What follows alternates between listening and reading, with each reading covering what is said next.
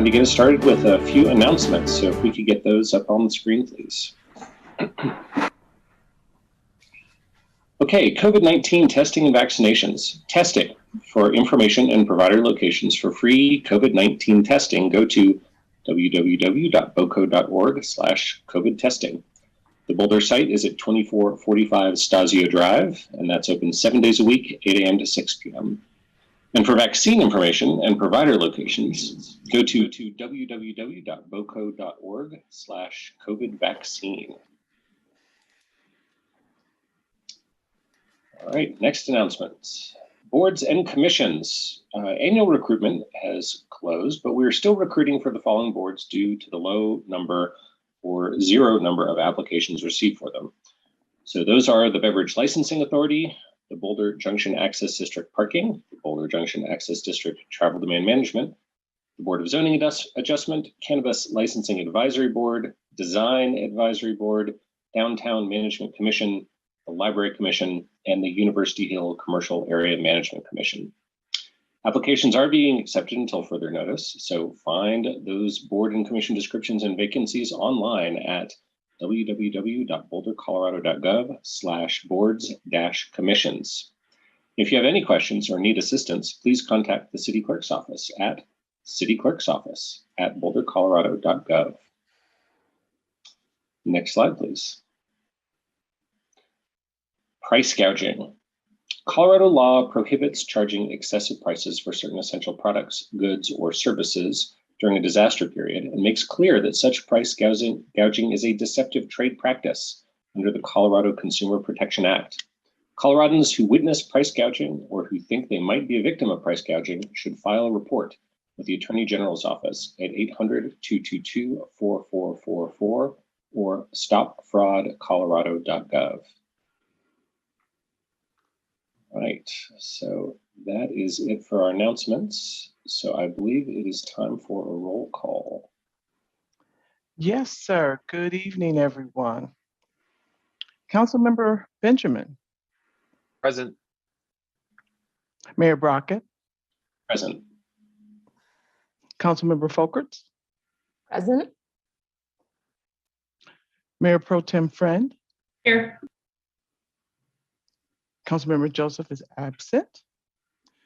Councilmember Spear. Present. Wallach. Here. Weiner. Here. And Yates. Here. Mayor, we have our quorum. Thank you, Alicia. And I'll just note that Councilmember Joseph is attending the National League of Cities conference in Washington, D.C. and representing the city there. So appreciate your efforts on our behalf at that conference. Okay, so let's move on. We're going to start the meeting with on a solemn note with a proclamation of the Boulder Day of Remembrance of March 22nd. So if we could get the slides up for that, please.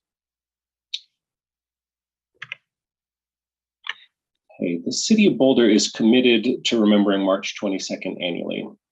Due to the upcoming spring break, we have no scheduled council meeting next week when the 22nd falls.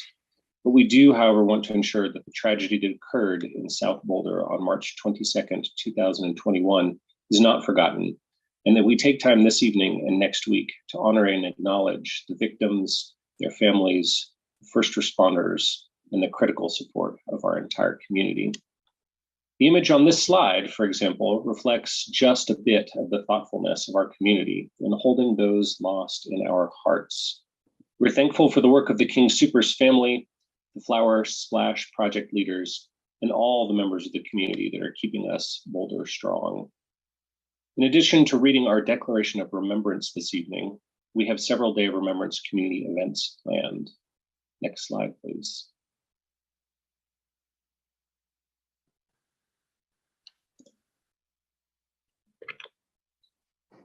So this slide highlights the city's activities that are scheduled for March 22nd, 2022.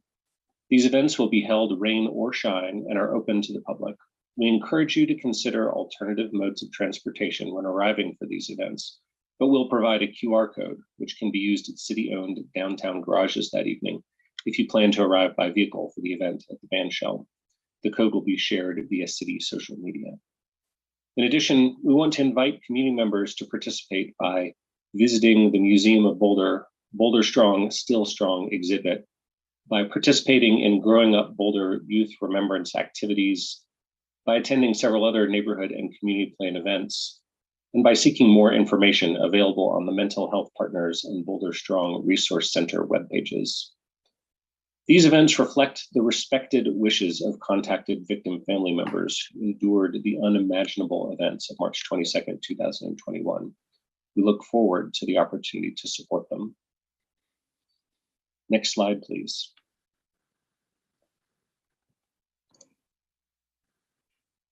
We need to, I believe we have the declaration on a slide.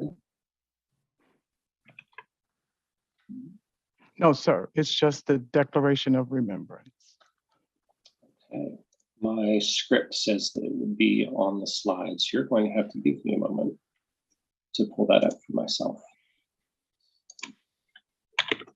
I included it with your email.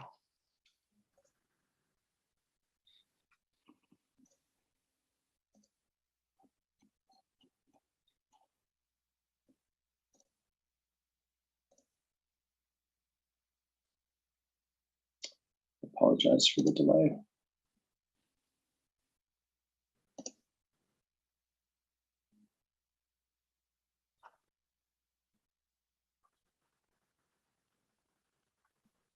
Okay. Declaration of the Boulder Day of Remembrance, March 22nd, 2022. March 22nd, 2021 is a date that will be forever seared in the collective memory of our community. On that Monday afternoon, a grievous atrocity was committed that will mark each of us for the rest of our lives, but none more so than the families and friends of the 10 people taken from us suddenly and violently. People going about their daily lives, doing their jobs, feeding their families, protecting one another. Our entire community joins those families and friends in saying the names of our neighbors taken from us before their time.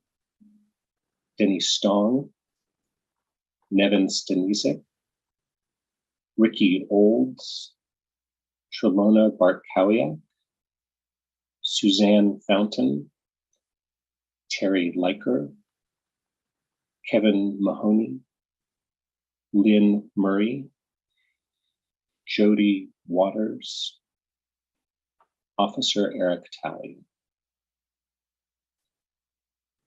It has been said that there are 3 deaths.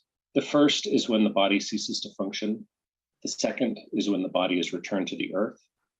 And the third is that moment sometime in the future when the person's name is spoken for the very last time. Let us never allow this third death of our 10 fallen neighbors. Let us take the time to speak their names, celebrate their lives, mourn their passing. As long as we remember them, they will never truly die. And so as our modest and humble gesture, the City Council of the City of Boulder declares that every year, in perpetuity, March 22nd should be designated the Boulder Day of Remembrance. On that day, every year, our community will pause and remember the 10 people who departed. On that day, every year, we will celebrate their lives. On that day, every year, we will say their names out loud so that in our hearts, they will live on.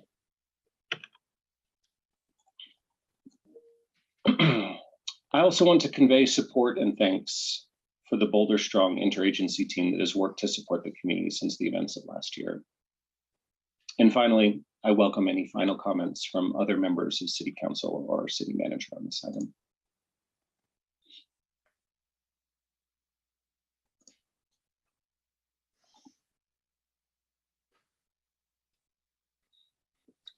Rachel. I just want to maybe ask staff a quick question. I've talked to several people in the last few days who've indicated that they have been depressed for the last year or are leaving town for the coming week because it's going to be too hard. So I'm pretty sensitive to the amount of trauma that we're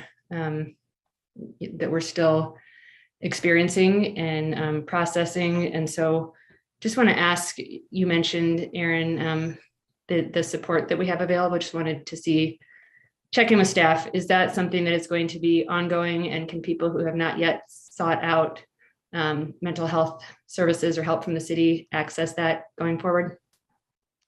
So I'll start and say yes, that continues to be there, and we will continue to have messages go out publicly as that moves forward. But Yvette, perhaps I'll call upon you to share what, if anything, is available that particular day as we gather on March 22nd. Thank you for your question. And Nuria, thanks for allowing me to provide a little bit more information. Community members are invited to continue to seek help through mental health partners and through the Boulder Strong Resource Center. They will be open that day. In addition, we're very thankful that both organizations will be participating at the events that are listed for the city. There are so many members of the community who are also reaching out to provide support. Members of our faith community are involved, and as well as many other groups that look forward to helping the community ease this time, not only on that day, but continuously. We do anticipate that that day there will be normal operating hours for that organization, for mental health partners, and for the resource center.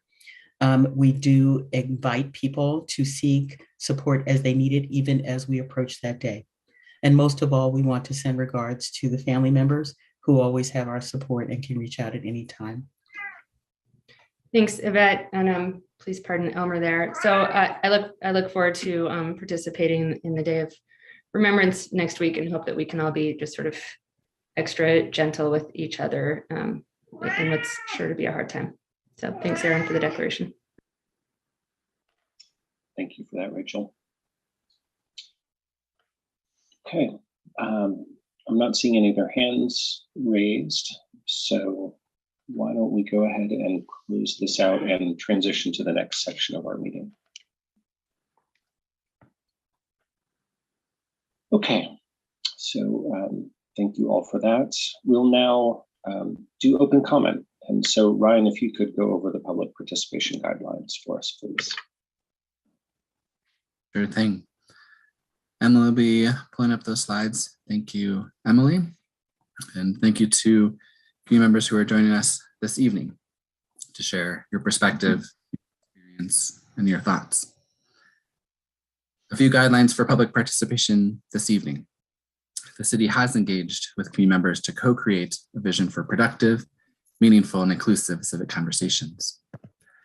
This vision supports physical and emotional safety for community members, staff, and council, as well as democracy for people of all ages, identities, lived experiences, and political perspectives. Next slide, please.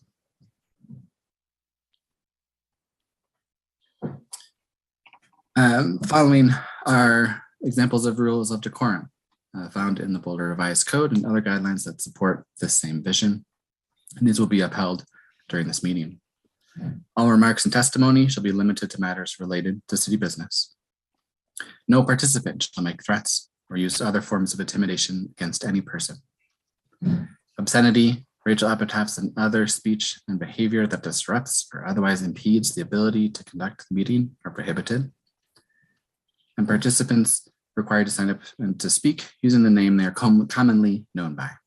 Individuals must display their whole name before being allowed to speak online. And at this time, only audio testimony is permitted. Thank you.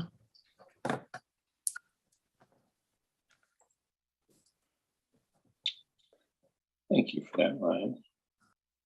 Okay, so I'm just pulling up our open comment list of speakers. All right, so we are going to start with Ramsey Abuita, then Leslie Glustrom, then Lynn Siegel. Ramsey? Yeah, hello, can you hear me? Yes. Okay. Yeah, hi, my name is Ramsey Abueta. I have a degree in neuroscience and I work in the clinical research industry and I live in Boulder. And I'm here to speak in support of the recent push to get entheogenic plants and fungi decriminalized in Boulder. I know that some of us have already touched base with some of you on City Council about our endeavor, and get ready to hear a lot more from us in the coming weeks and months. The reason I'm speaking today is to inform City Council and the rest of the public of a major rally for psychedelic decriminalization that is being held this Friday at 6 p.m. at the Riverside in downtown Boulder. You've probably seen the building dozens of times. It's right there on the corner of Broadway and Arapahoe. And this Friday is your chance to finally go in there and join the community and the public for a rally. And at this rally, there's going to be public speaking. People from the community are going to show up and speak about their experiences and why they believe in decriminalization. And then also there's going to be a group of Indigenous peoples who are going to be there, and they're going to deliver a land acknowledgement and a land honoring. So it's going to be a really great opportunity to see the community come out and speak, and hear Indigenous people come out and speak. And yeah, so we would love to have City Council show up to this rally and come out to see community. There's going to be live music, there's going to be live painting, there's going to be public speaking, and basically community is showing up. So it's your opportunity to come out and see community, to hear speeches from community, to hear the Indigenous community speak up. And if anything, just show up for the public speaking segment, just to hear the voices of the community. And who knows, you might even want to stay for the live music for some of the most talented local musicians in Boulder, I think. When a similar group threw a similar event like this in Ann Arbor a few years ago, we actually had 3 members of City Council show up to the rally in Ann Arbor. Let's see if Boulder can do better than Ann Arbor. Let's hope to get more than 3 City Council members to show up at this rally. And I will send all of you invitations via email to get more information about this event. Thank you so much. Hope to see you there. Thank you, Ramsey. Next, we have Leslie Glustrom. I understand Lynn Siegel is not here, then Teddy Waverka.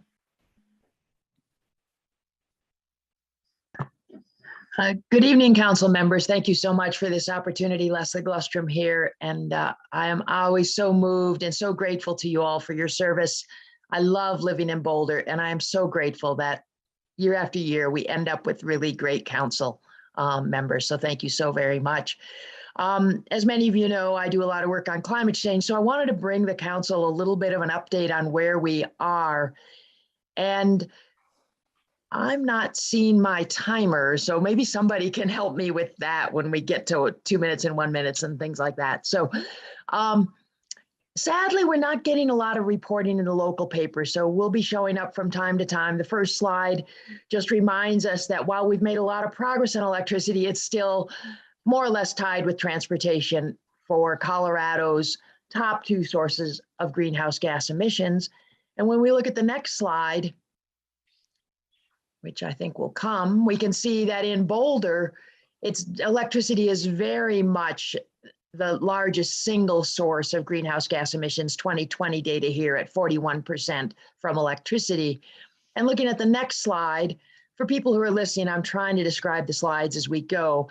The next slide helps us get some sense of how much carbon dioxide is coming. And we start with coal plants because that's what we saw in the inventory.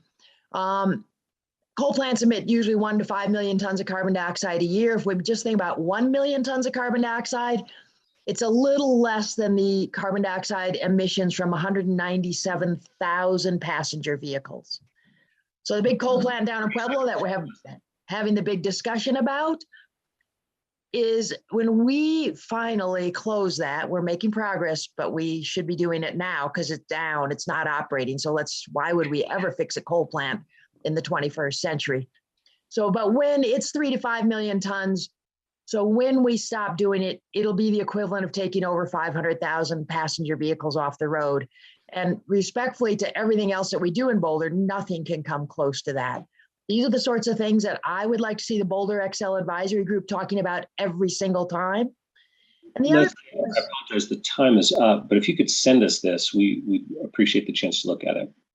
Very good. And I might ask Mr. Mayor, it's very hard to do when you don't have a timer. I didn't think that I should have my own timer. So maybe that would be a way to both be able to show slides and the timer at the same time.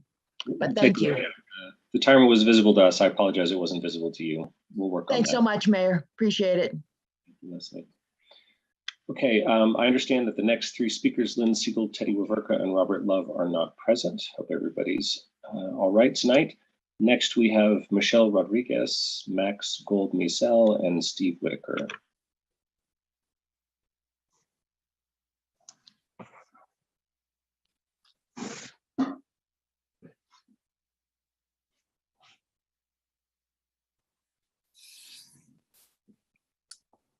It is giving me some trouble with Michelle's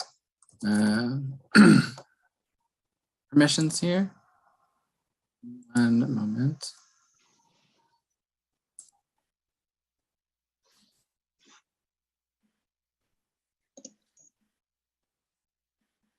All right, Michelle, it's not allowing me to allow you to open your mic.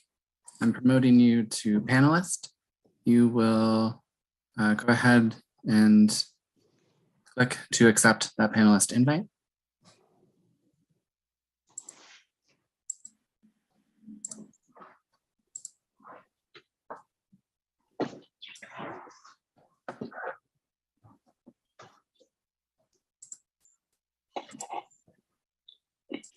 Okay, it looks like Michelle is now coming in. And Michelle, are you here with us now?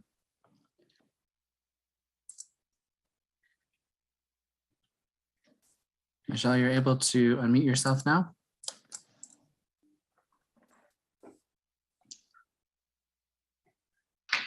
It looks like Michelle has left the meeting.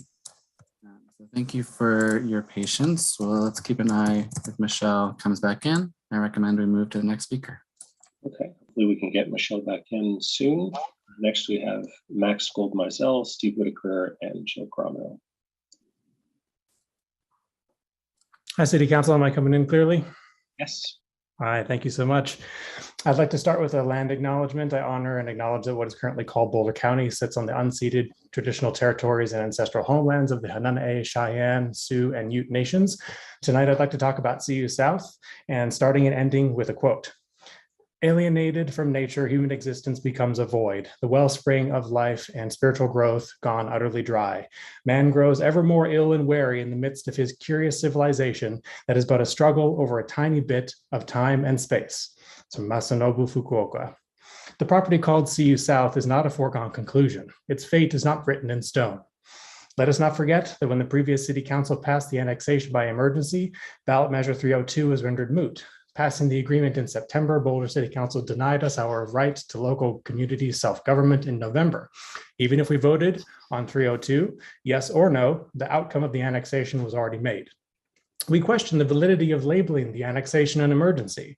And in response to this questionable decision, the referendum to repeal the annexation of CU South property will not pass by traditional means, not through the channels of politics that we may be used to, but it will pass because of emotional, empathic, and edifying channels of communication and connection. Your constituents, thousands and thousands of residents, are mobilizing, rallying, fundraising, and campaigning to repeal the annexation agreement by referendum this November 2022. We all want our great-grandchildren to walk the trails with unobstructed views of the mountains next to preserved riparian habitats, feeling a sense of well-being knowing we preserved nature by stopping the annexation construction and served our downstream neighbors at the same time by keeping this area non-structural as it should be, a water detention area for potential floods. They are wetlands after all. The construction of the annexation agreement will cause trauma, mental and environmental harm, a tragic loss of Colorado wetlands if not stopped. To quote a New Hampshire Rights of Nature movement member, if the state permits corporations to operate in your town and does not protect you from the harms they cause, you do not live in a democracy, you live in a resource colony. Thank you. Thank you, Max. Next, we have Steve Whitaker, and I understand Morgan Parsons is not in the meeting, and then Jill Grano. Can you hear me? Yes. Great, thank you. First, I want to thank my name is Steve Whitaker, and I am a resident of Boulder. And I first wanted to thank the members of the council for your work on behalf of the people of Boulder. I'm impressed by the amount of work you do in this role. I wanted to talk a bit about the cap tax and the Boulder Excel partnership agreement. In reading the city's greenhouse gas inventory report, it's difficult to associate the actions with the results, which are impressive. With respect to the Climate Action Plan tax, it has been proposed to increase this tax to about $5 million a year. The question is, how much greenhouse gas reduction will this produce per year? In describing its work to date, the city has emphasized the actions taken in various programs, but not in terms of the estimated greenhouse gas reduction produced by each program. My request to the city is to list the projects or actions that will be funded by the cap tax, and how much reduction in greenhouse gas are estimated by each. My request to the council is to ask for this information so that the voters can evaluate the impacts in relationship to the costs. With respect to the XL Boulder Partnership Agreement, it's my observation to date, it's unclear how much, if any, greenhouse gases have been reduced as the sole direct result of this partnership agreement. My request is that the city report quarterly how much estimated greenhouse gas reduction has been accomplished by each of the projects that have been undertaken within the partnership agreement to date. And for each of the future selected projects, how much greenhouse gas reduction is anticipated.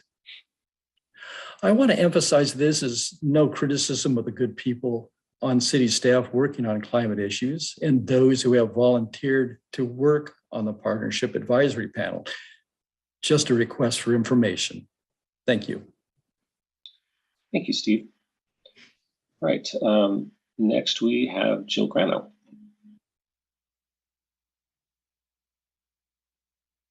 All right, there we go.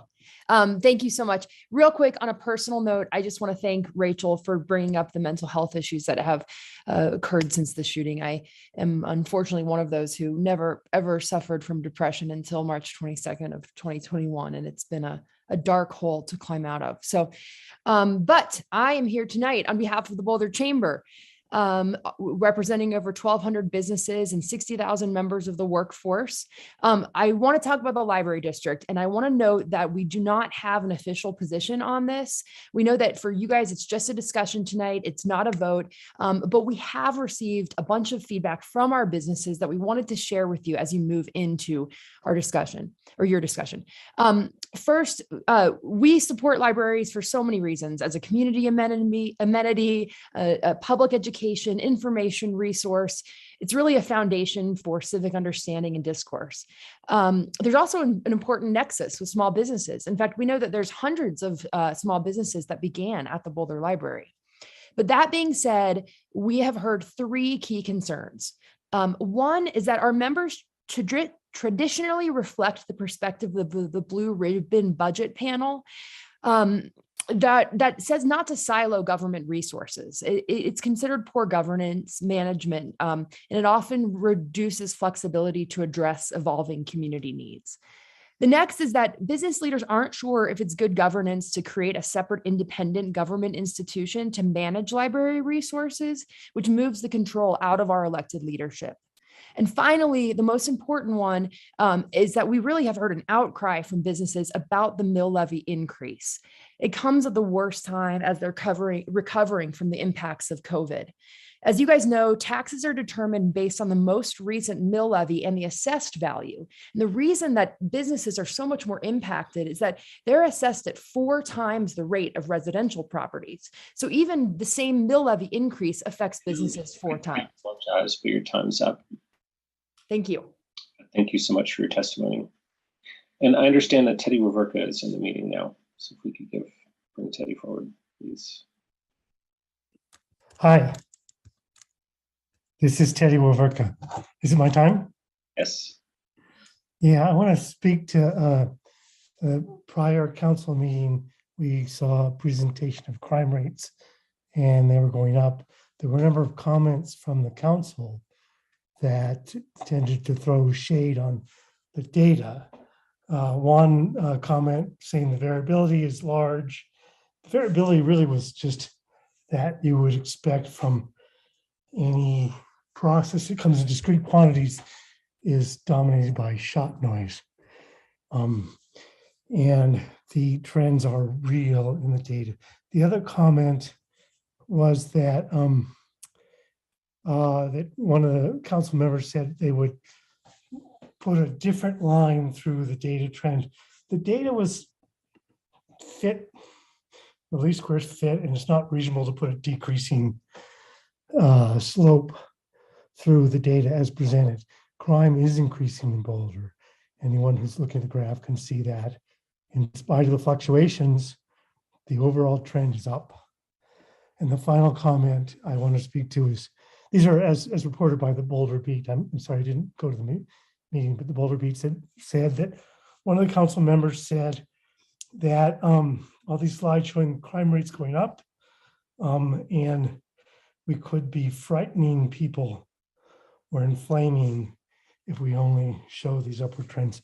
I think that it's important to give your constituents more credit here, that we can see the data, we see the crimes going up, and we can act appropriately. And there's no point in hiding it from us in concern that we might be afraid. Thank you. Thank you, Teddy. Ryan, do we have any of our other signed up speakers in the meeting at this point? We do not. Lynn Siegel, Robert Love, Michelle Rodriguez, or Morgan Parsons are not present. All right. Well, then let's turn to city staff. Nuria or Teresa, do you have any responses to the open comment? I do not, but always thank community for calling in. I echo that sentiment. I don't have any responses. Any council members want to weigh in on open comment? All right, seeing none, we'll go ahead and close the open.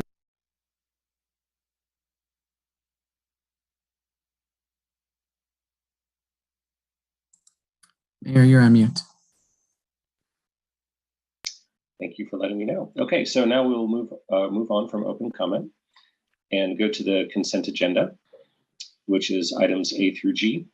Does anyone have any questions or comments related to the consent agenda?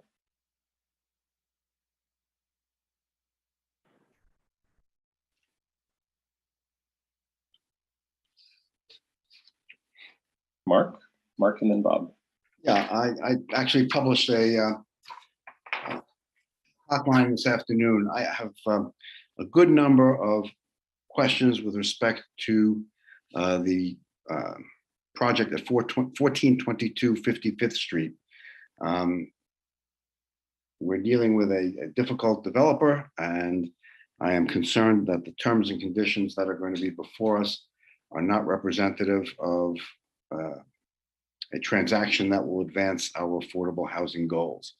I can do that. I can relate my issues one by one, but I wanted to at least state generally before we get into the subject that I have many questions and comments with respect to this project.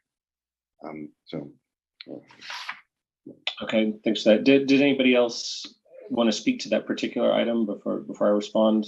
I see Bob does that. Bob, do you want to chime in? Yeah, thanks, Aaron. I'll speak to two things. First of all, I share Mark's concern about this item, so I'd like to suggest that this is item B, that we pull this off of consent and ask CAC to schedule this for a lengthier discussion in a few weeks. And then I'll be recusing myself on item G relating to Ball Aerospace. Thanks, Bob. So let me turn to city staff. We're procedurally, is that something that we're legally allowed to do to, if it's the will of council, which I would just check in, but first I want to check if we're legally in good shape there. Are we allowed to schedule this for a future hearing? Teresa? Yes, Mayor. Annexations are legislative in nature, and so there's not a timeline associated with that. You certainly can pull this item from the consent agenda and schedule it for a date in the future. So then what I guess I would ask, we have a proposal on the table to pull it off of consent and schedule it for the future. I'm perfectly comfortable with that request. I'd like to pull the will of council. Are people interested in that? Does anyone want to speak against that or add an additional comment? I'm not seeing anybody, so give me a thumbs up if you feel like that's an approach you'd like to take. Okay, I got everybody actually.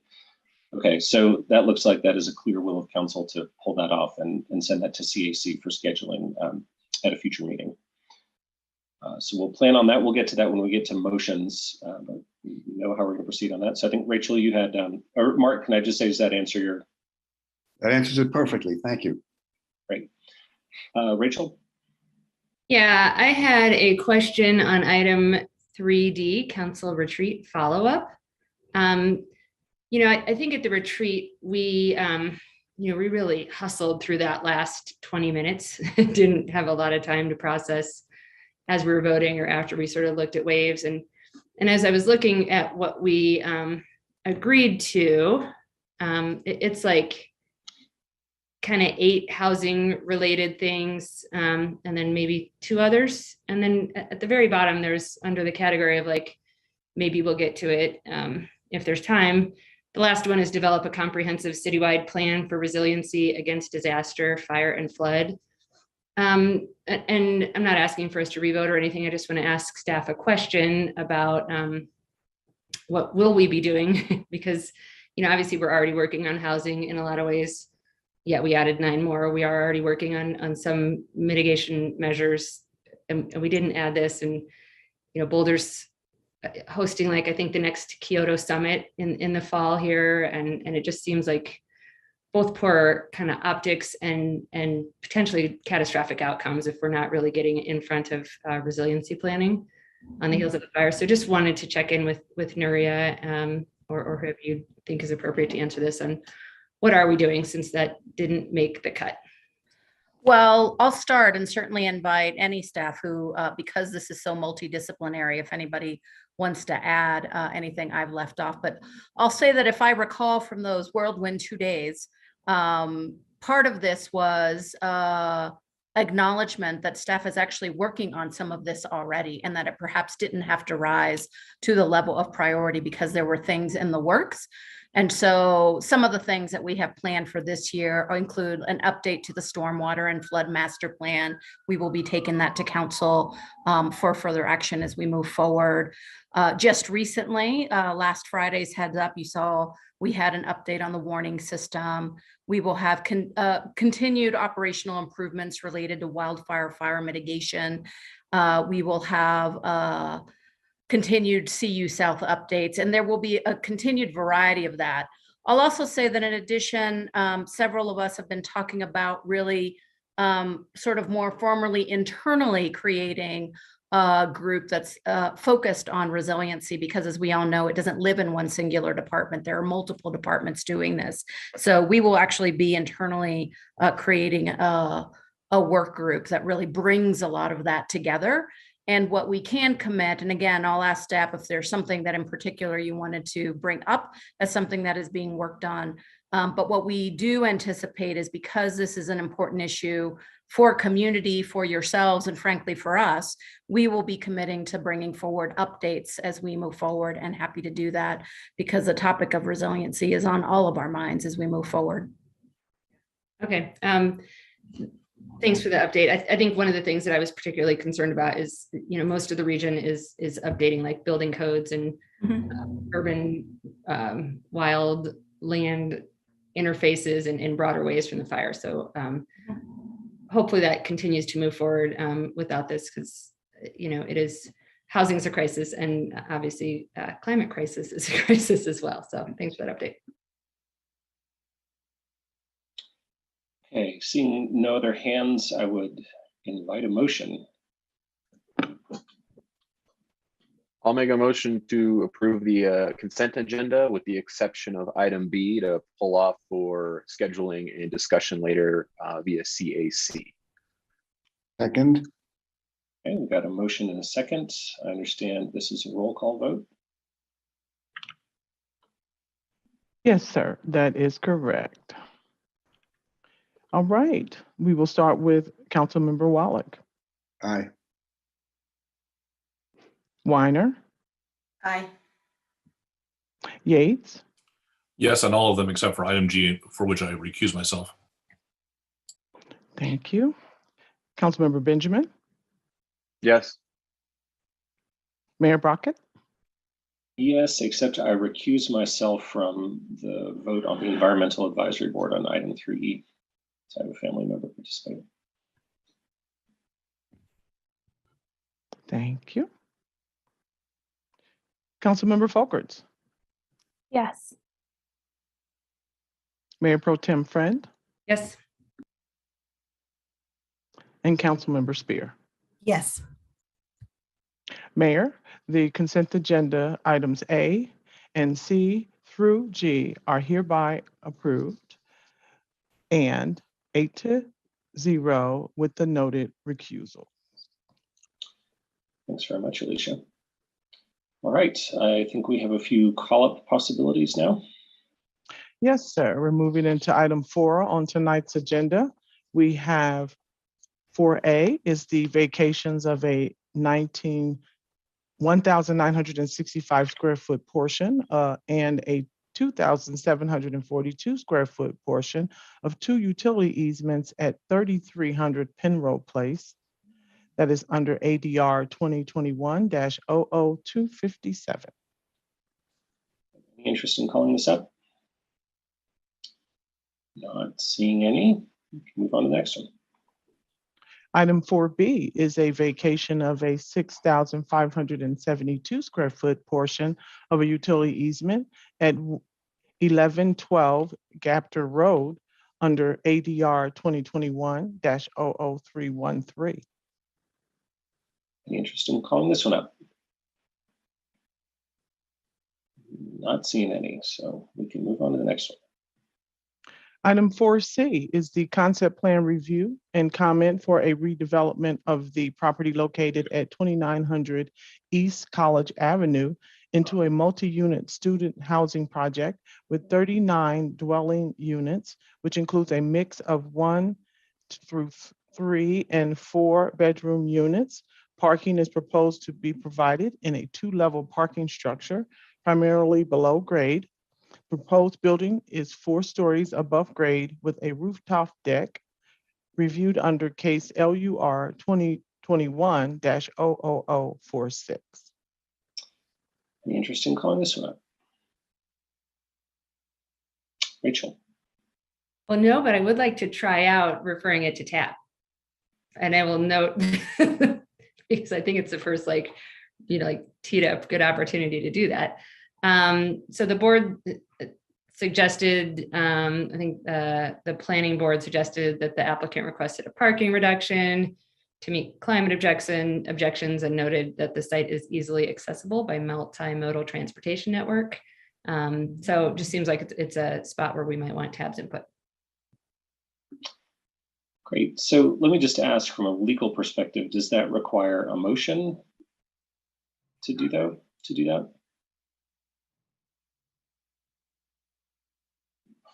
I guess, Mayor, that would require a motion. Okay. I'd like to move then to refer this to TAB. I'll second. Great. I think Nicole? Yeah, I'm sorry. I think I was jumping the gun on discussion. Can I just ask a question? Sure, go ahead. Yeah, and I guess I'm just curious kind of what type of input and sort of what the consequences are of sort of, sending this to, like, are we talking like a delay for a while? I don't, it seems like they asked for a parking reduction. It's in a place where there's lots of transit, and yeah, I guess I'm not understanding where the role for TAB input is. I'm happy to speak to that from my perspective, if that was a question for me, which is just that, anytime we have a new development that's near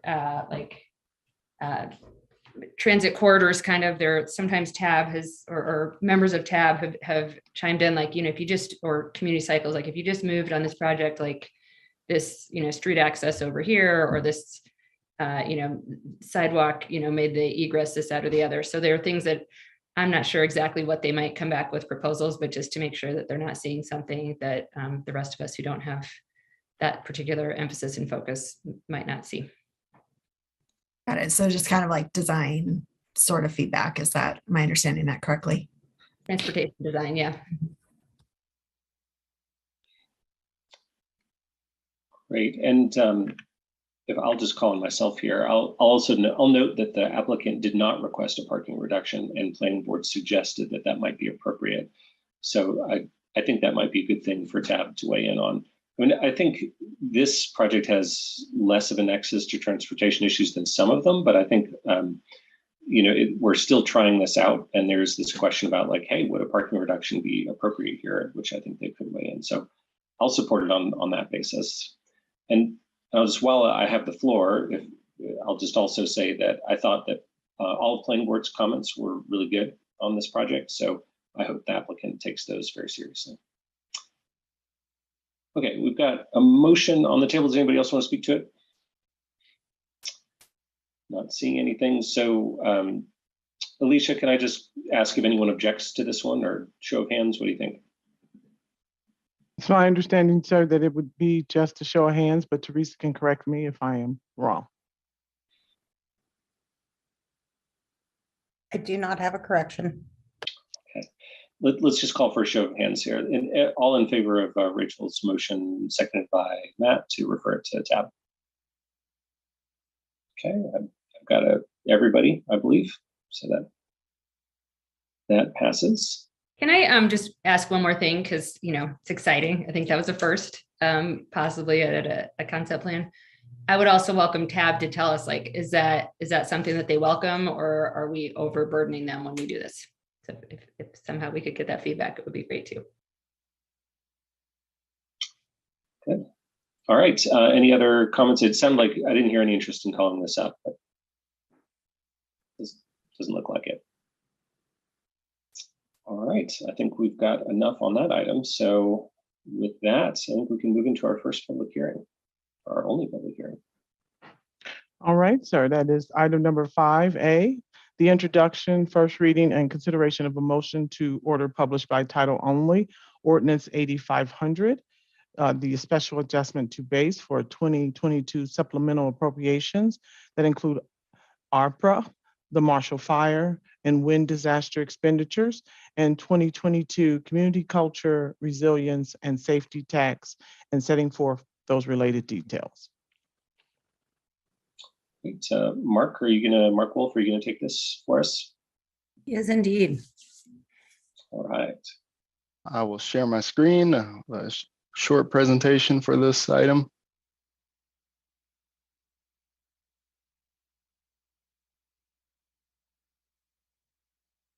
Okay, that coming up all right. Good stuff. All right. Thank you, Mayor. Good evening, Council. Again, I'm Mark Wolf, Senior Budget Manager for the city. I'm hoping we'll keep this fairly brief. Happy to answer any questions. As usual, we've got a whole fleet of staff available if you do have more specific questions. We'll be running through what we're calling a special adjustment to base, or a budget amendment to the base 2022 budget. I'll just briefly cover, especially for new-ish, I'll say, council members on the budget adjustment process, and then I'll get into the details of the 3 different elements of the budget adjustment for this evening. So budget adjustments are essentially budget amendments to the adopted budget. We call them adjustments to base, or ATBs is how you'll refer to them as. We have 2 scheduled budget adjustments each year. The first, or ATB 1, is typically in May. We'll do capital project rollovers and encumbrances at that point. That's a big part of it. You'll see that coming up this year, where we're looking at a lot of capacity building and continued restoration of where we are as an organization. That'll be a theme in ATB 1. That's usually the first, and then the second is in November. That could be any new funds we've received and expended throughout the year, reflecting that within our budget. We do have other circumstances that come up. We've had several in the last couple of years that dictate us needing those additional amendments. We call those special adjustments. So some examples of that are ARPA, so we have a whole pot of money coming in and we know we're going to make some expenditures. Same goes for some type of an emergency if we need to make additional expenditures beyond our base budget. All right, so starting with the Marshall Fire and Straight Line wind event, Many of our departments provided support to not only our neighboring communities, but some response within the city of Boulder. Many of those were related both. So let me say first, both of these events were designated as federal emergencies under FEMA. And so most of these expenses, up to 75%, are reimbursable under FEMA. There is a lag time, typically in the 9 to 12 month realm, can extend, as many of my colleagues know, beyond that. Some departments were able to absorb some minimal expenses. A supplemental appropriation is needed for those departments that incurred expenses beyond their base budget that we're projecting and won't have enough room to cover. A few highlights, or I guess this would be comprehensive from the memo. Starting with open space and mountain parks, they incurred damage to trailheads, structures due to the fire.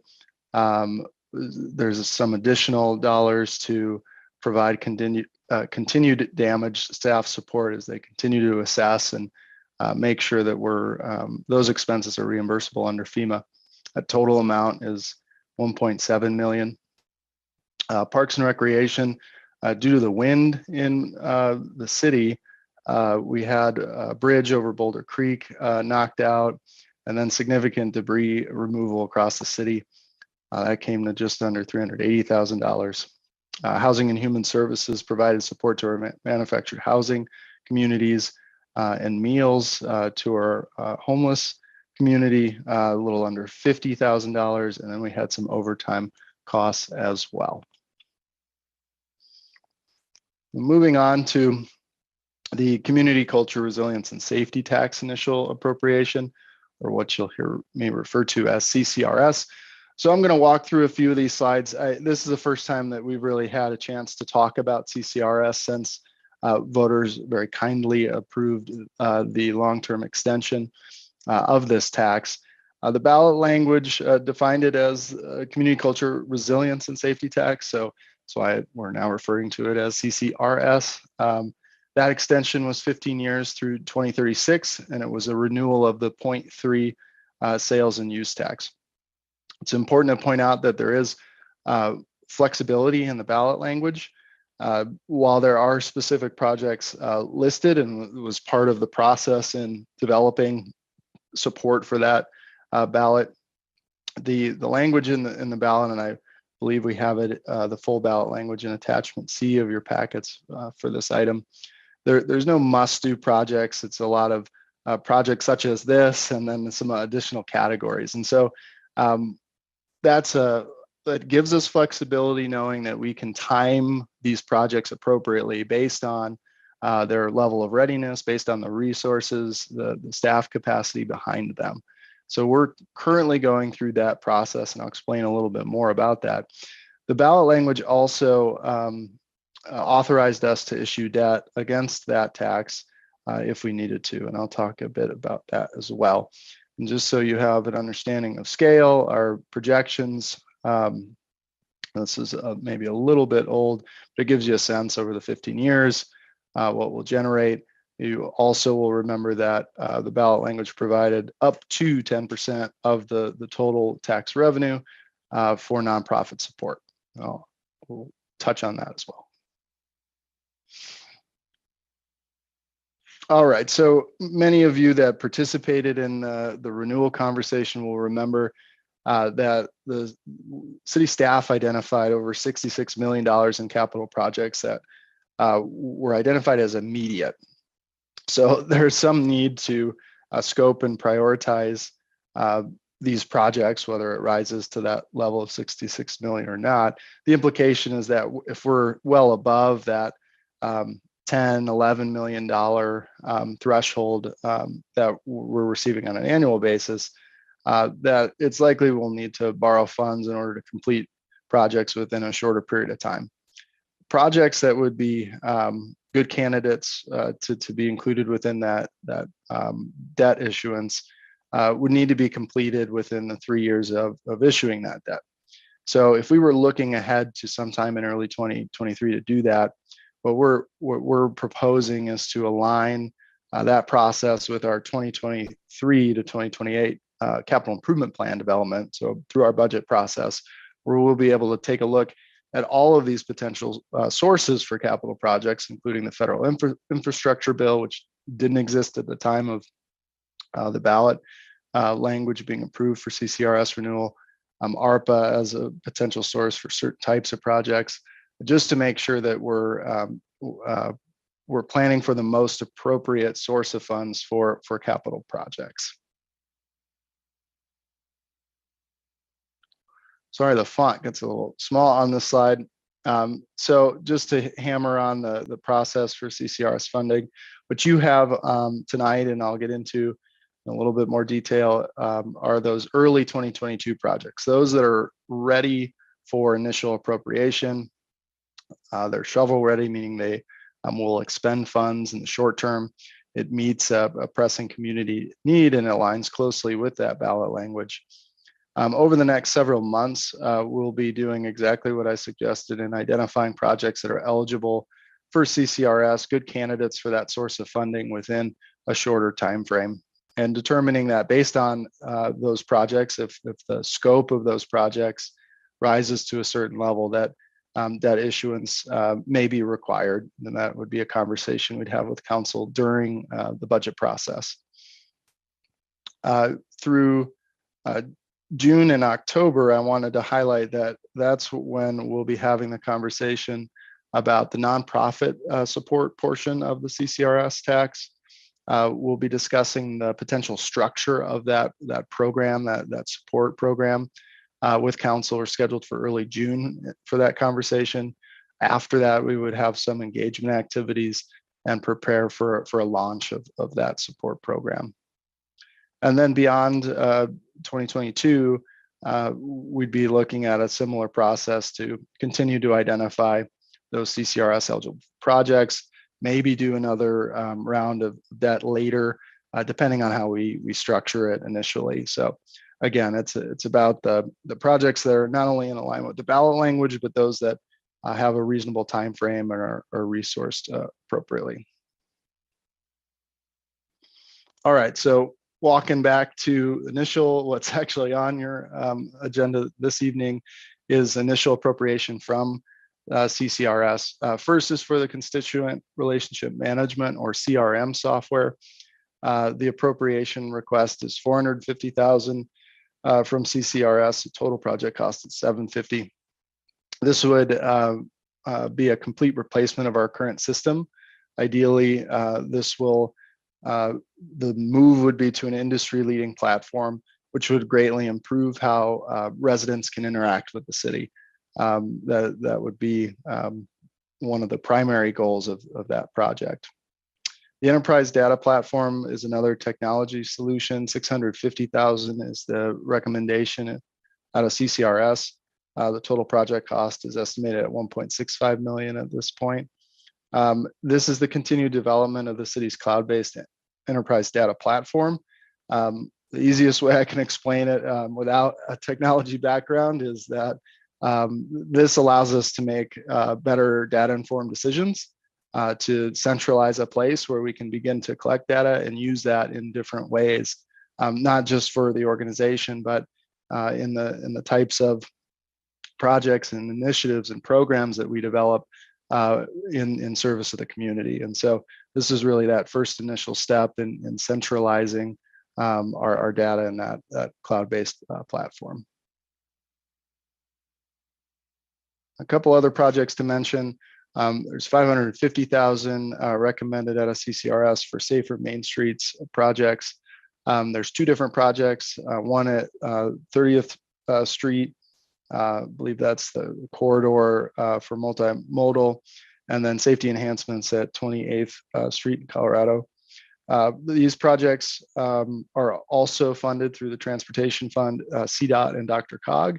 And because of the grant funding, those projects must be completed by June 2024. So there's a pressing need for CCRS, and we think it's an appropriate candidate. And then Fire Station 3 is included in this special adjustment, not out of CCRS, although we'll get to that in a second. In this adjustment, funds were previously set aside, but not yet appropriated from the governmental capital fund, 5.4 million, and the capital development fund of 2.3 million. That's because construction is likely to begin this summer. We need to make sure there's enough appropriated funds to begin construction of that project. So you'll see those $2 amounts, 5.4 and 2.3, in this adjustment. There is a future, there is a funding gap, I should say, of about $11 to $12 million for the construction of Fire Station 3.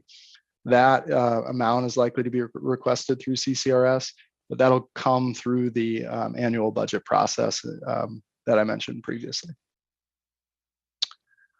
All right, shifting gears one more time, and then we'll be done.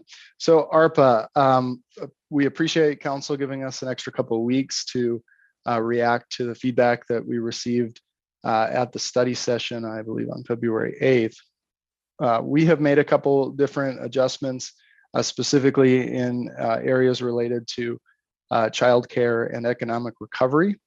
The total recommended tranche 2 is now at $4.8 million. So the specific overview, the amount for guaranteed income pilot of $250,000, that hasn't changed, but what we have done is pencil in a May 24 study session with council prior to any expenditure of those dollars. So that appropriation allows us the authority to spend. We certainly don't have to do that. And what we plan to do is wait for that council discussion until we expended any of those funds. We can certainly have a different approach, but it does make it easier to have the authority to spend the funds instead of having to do another special adjustment later. The second is moving up 100,000 from tranche 3 to support the childcare industry. 20,000 of that will be for startup grants for small business development center program participants who've already gone through a program. And then 80,000 will be for a new competitive grant cycle to support existing childcare providers in Boulder. And then $230,000 was added to the economic recovery initiatives based on council feedback for a total of 550,000. Those were really in 3 key areas, and I'll point out we had some staff do a really good job with attachment D that provided an overview of the support provided to aid in an inclusive economic response and recovery during the pandemic. That gives you a sense of all the resources that we've provided throughout. What we have this evening is a proposal to work with BIPOC-owned businesses to help with navigation and commercial space opportunities. A targeted small business grant program that would be for those businesses that have experienced disproportionate impact due to the pandemic, and an additional $100,000 to the Convention and Visitors Bureau for continued tourism and safe visitation promotion. So what that looks like for your ARPA spending update, again, tranche 1 was just under 4 million. Tranche 2 now would be about 4.8. What you have remaining is that 11.37 million for future funding in a potential tranche 3, or however we end up navigating that. Federal spending package that was just passed, I will say, did not claw back any of the ARPA funds that was at risk at one point. So that is certainly good news.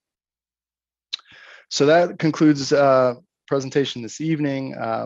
This is when you need it, and I believe I'll hand it back over to the mayor.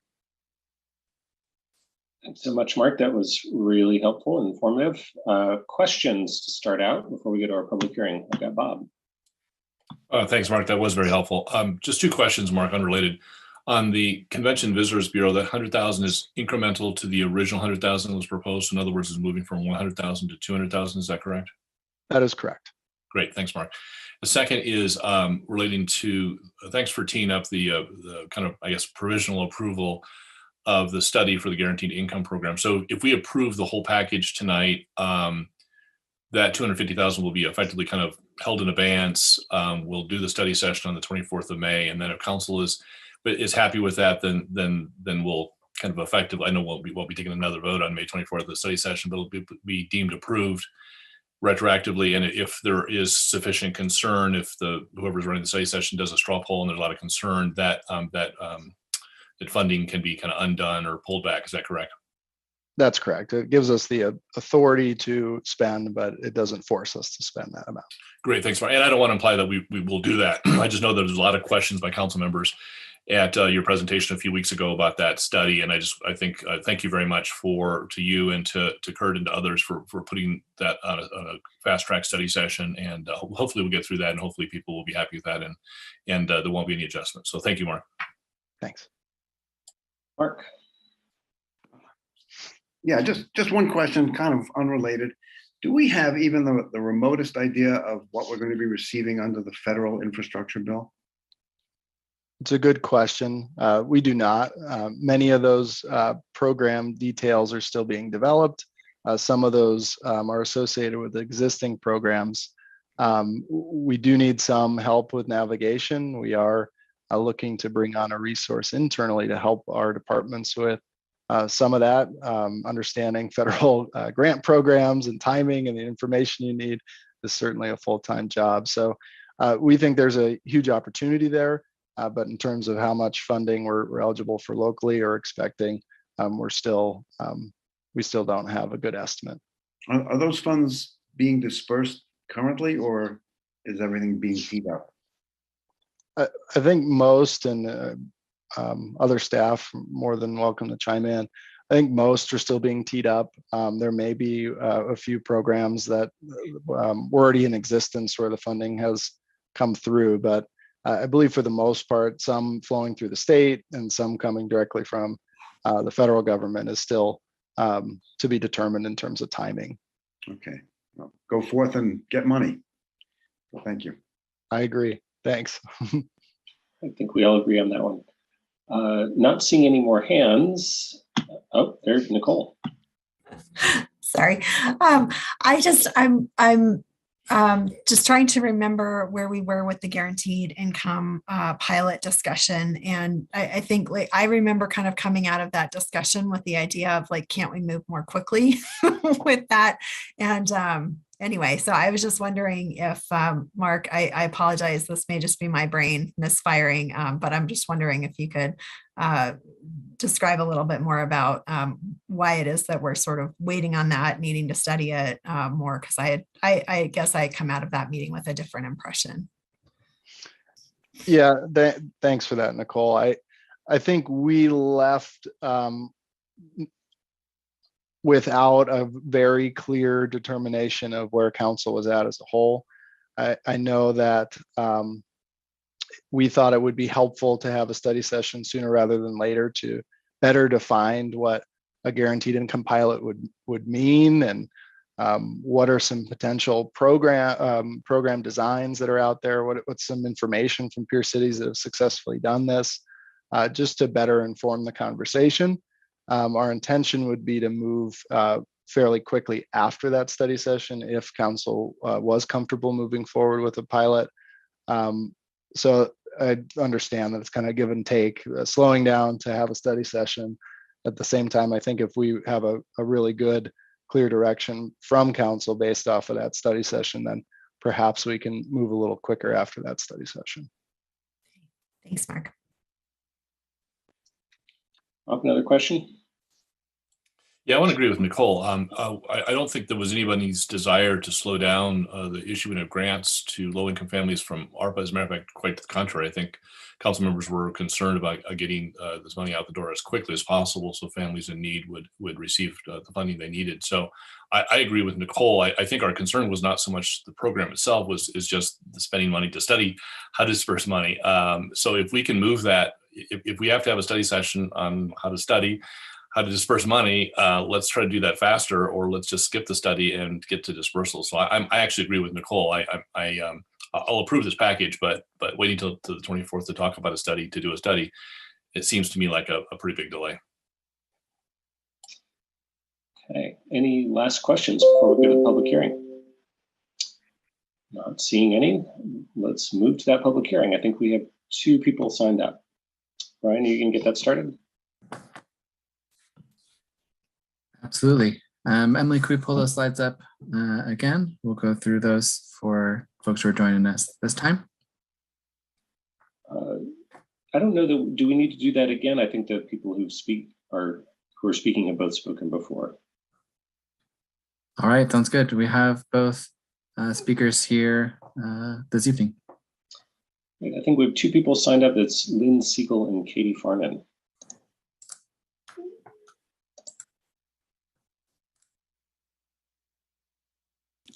Lynn Siegel, did you know that Michael Bosma, the same Michael Bosma of 1455 55th, sold Fruhafs, which was his affordable housing compensation for 311, the most expensive housing in Boulder? Did any of you know that? I doubt it. It was from last council. This is the kind of serious impact that we have on our affordable housing community. And that as a result, we have these grants that we have to deal with. And we have more and more affordable housing that we need for the more and more folks that cannot afford housing in Boulder, because you agree with 1455 55th and Michael Bosma and hand him everything he wants.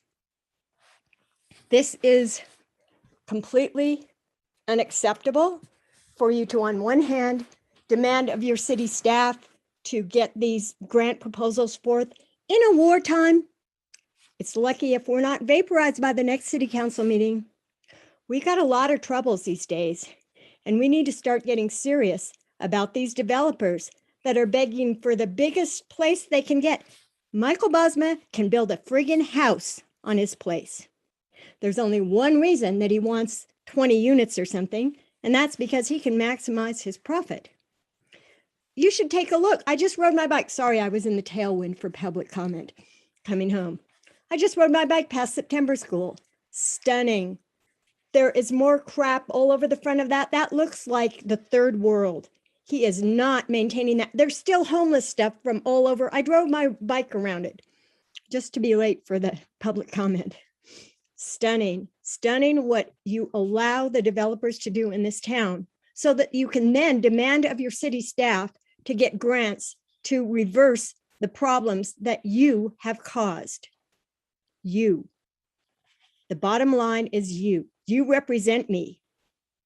I go to these planning board meetings. I go to the RAB meeting. I go to the OSBT meetings. I go to every single one. I see how they all interconnect. I am at the 30,000 foot level all the time. I'm your true seagull. I got wings. I'm watching every move you make. God forbid, because we have a war now. And, my water bill just went up $15 in October, and I don't even irrigate. Let's think about what the real essentials are we need in this community. Real essentials. Done. Thank you, Lynn. Next, we have Katie Farnan. Hi, Council. Thank you for taking my comments. I am speaking tonight just to voice my support for Council's exploration of the guaranteed income pilot. I think studies have shown that what folks who struggle with, need most is cash in hand without restrictions. Many cities are exploring this, so it makes sense for Boulder to do it too. I was reading details about the benefits in the Boulder Beat from January, and it was noted that the benefits of basic income measures include declining generational poverty, increased housing security and school enrollment, and improved nutrition and overall better health. So I hope Boulder moves ahead on this pilot. Thanks. Thank you, Katie. And that brings the public hearing to a close, so I'll bring it back to Council for discussion. So would anyone like to get us started, or you could always just do motion if you wanted. Bob. I guess kind of building on what Nicole and I said and what Katie Farnan just said, is there any way we can ask CAC to maybe accelerate that studies? If we have to have a study session to talk about this, could we look at our calendar and maybe see if we can get this slotted in sooner rather than May 24th? And as a member of CAC, I'm happy to take that on. Marianne? Well, I want to defer to staff and see how quickly they can put that on. And so I'd asked Kurt.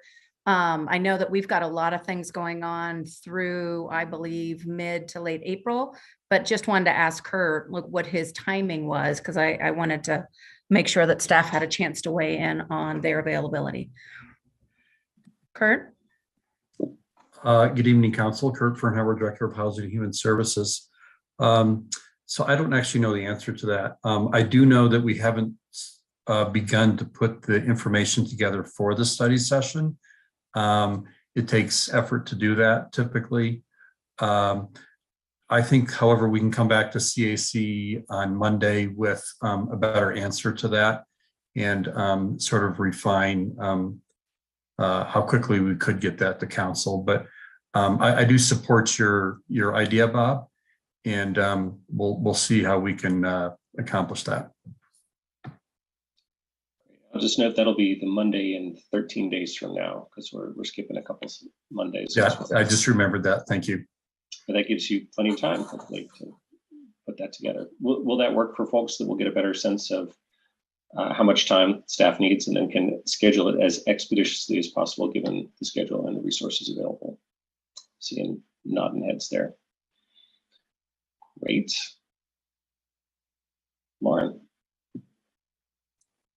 I guess I also have a question about, what kind of action we'd be taking at the study session. Like, are you just trying to gauge sort of the scope or the direction from us? Or is it on or off the table? Because there might be some portion of that, if we were willing to commit that it is something that we want to go forward with in some capacity, if that would help in any way.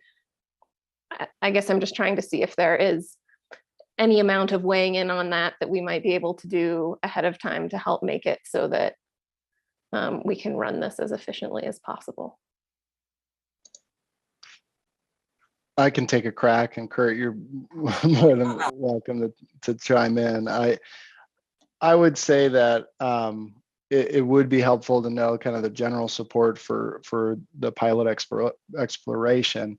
I think the intent of spending a little bit extra time on the subject itself was to better define those kind of pre-program costs of setting up a pilot, and then providing council with information from programs that already exist to give you a sense of what a structure could look like.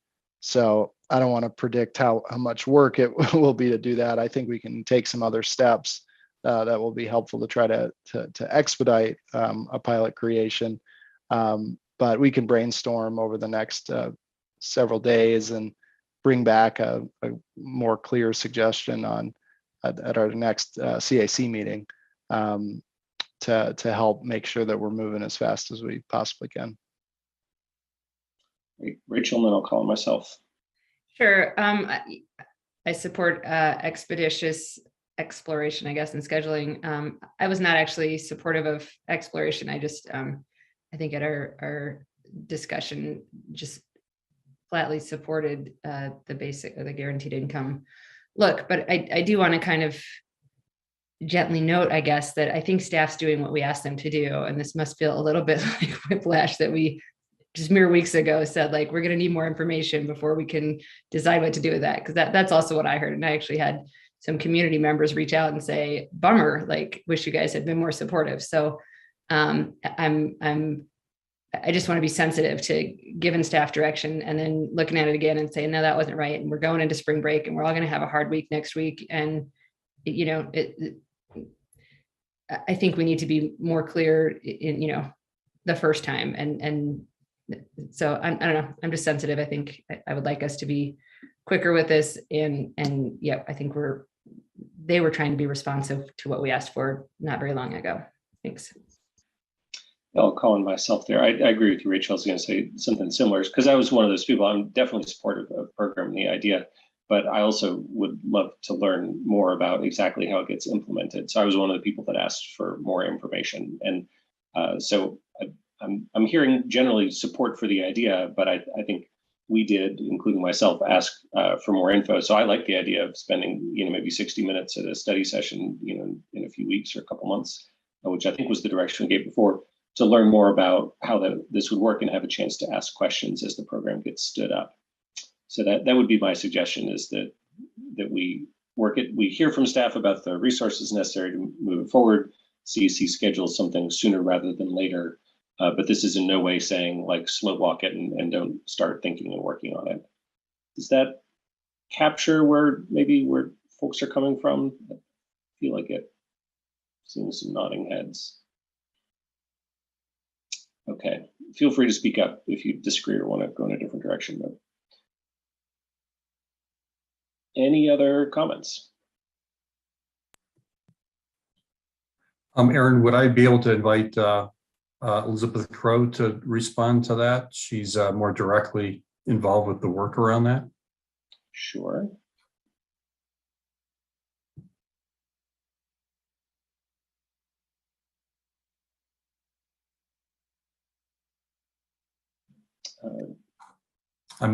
I thought she was on, but maybe she's not promoted as a panelist. If she's not, we can address that at the CAC. Yeah, I don't see her, so I would invite. Okay. I'm happy to get more information. We can guide it maybe in a slightly different direction if she has some different feedback. Cool. Thank you. Okay, maybe somebody wants to make a motion at this point.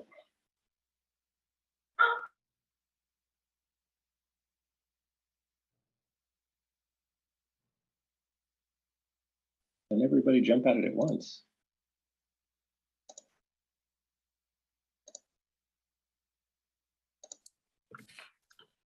All right, I'll go ahead and make a motion since I'm not seeing anyone Go first. ahead. Go ahead.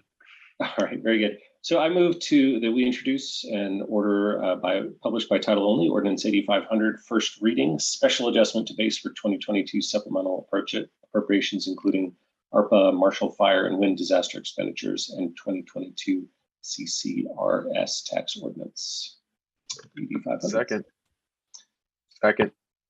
Thanks. And I'll just call myself real quickly say that I really appreciate staff's responsiveness to our comments from last time. I thought you really were very nimble in hearing our feedback, and you came back very quickly, and I think we're very responsive. So I really appreciate how you brought this in and how we're getting more money out to the community more quickly to help with the continuing recovery necessary coming out of COVID.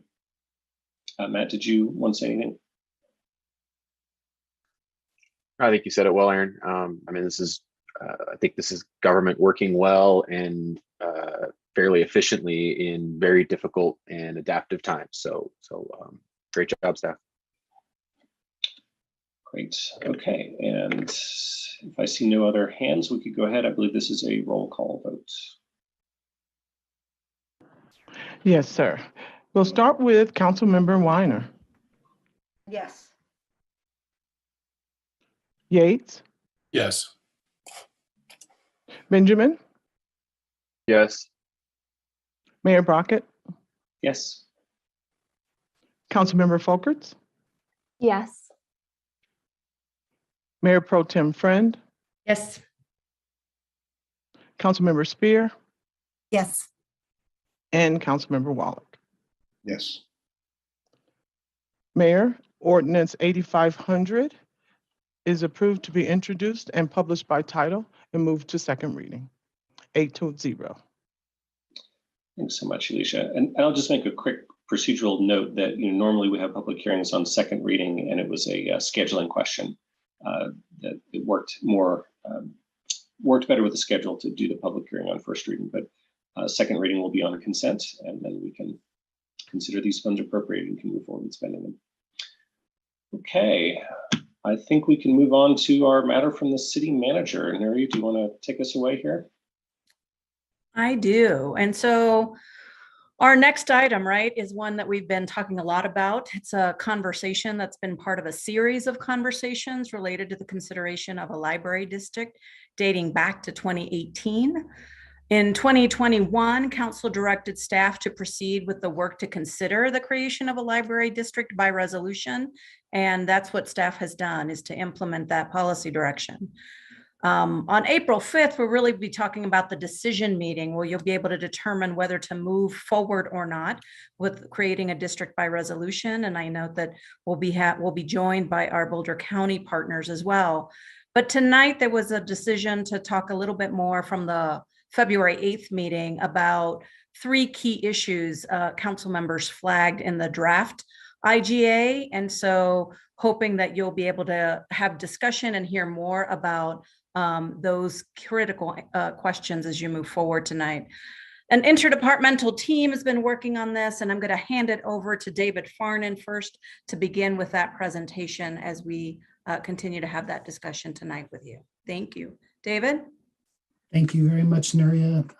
Good evening, Mayor, members of council. My name is David Farnan. I'm the library director with the city of Boulder. I am joined by some team members tonight.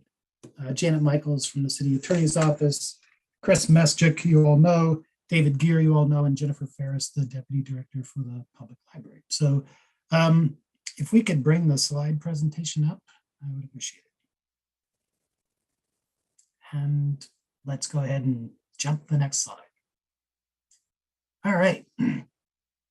So tonight, just basically our agenda. I'm going to cover a brief timeline of the history, which Nuria just referred to.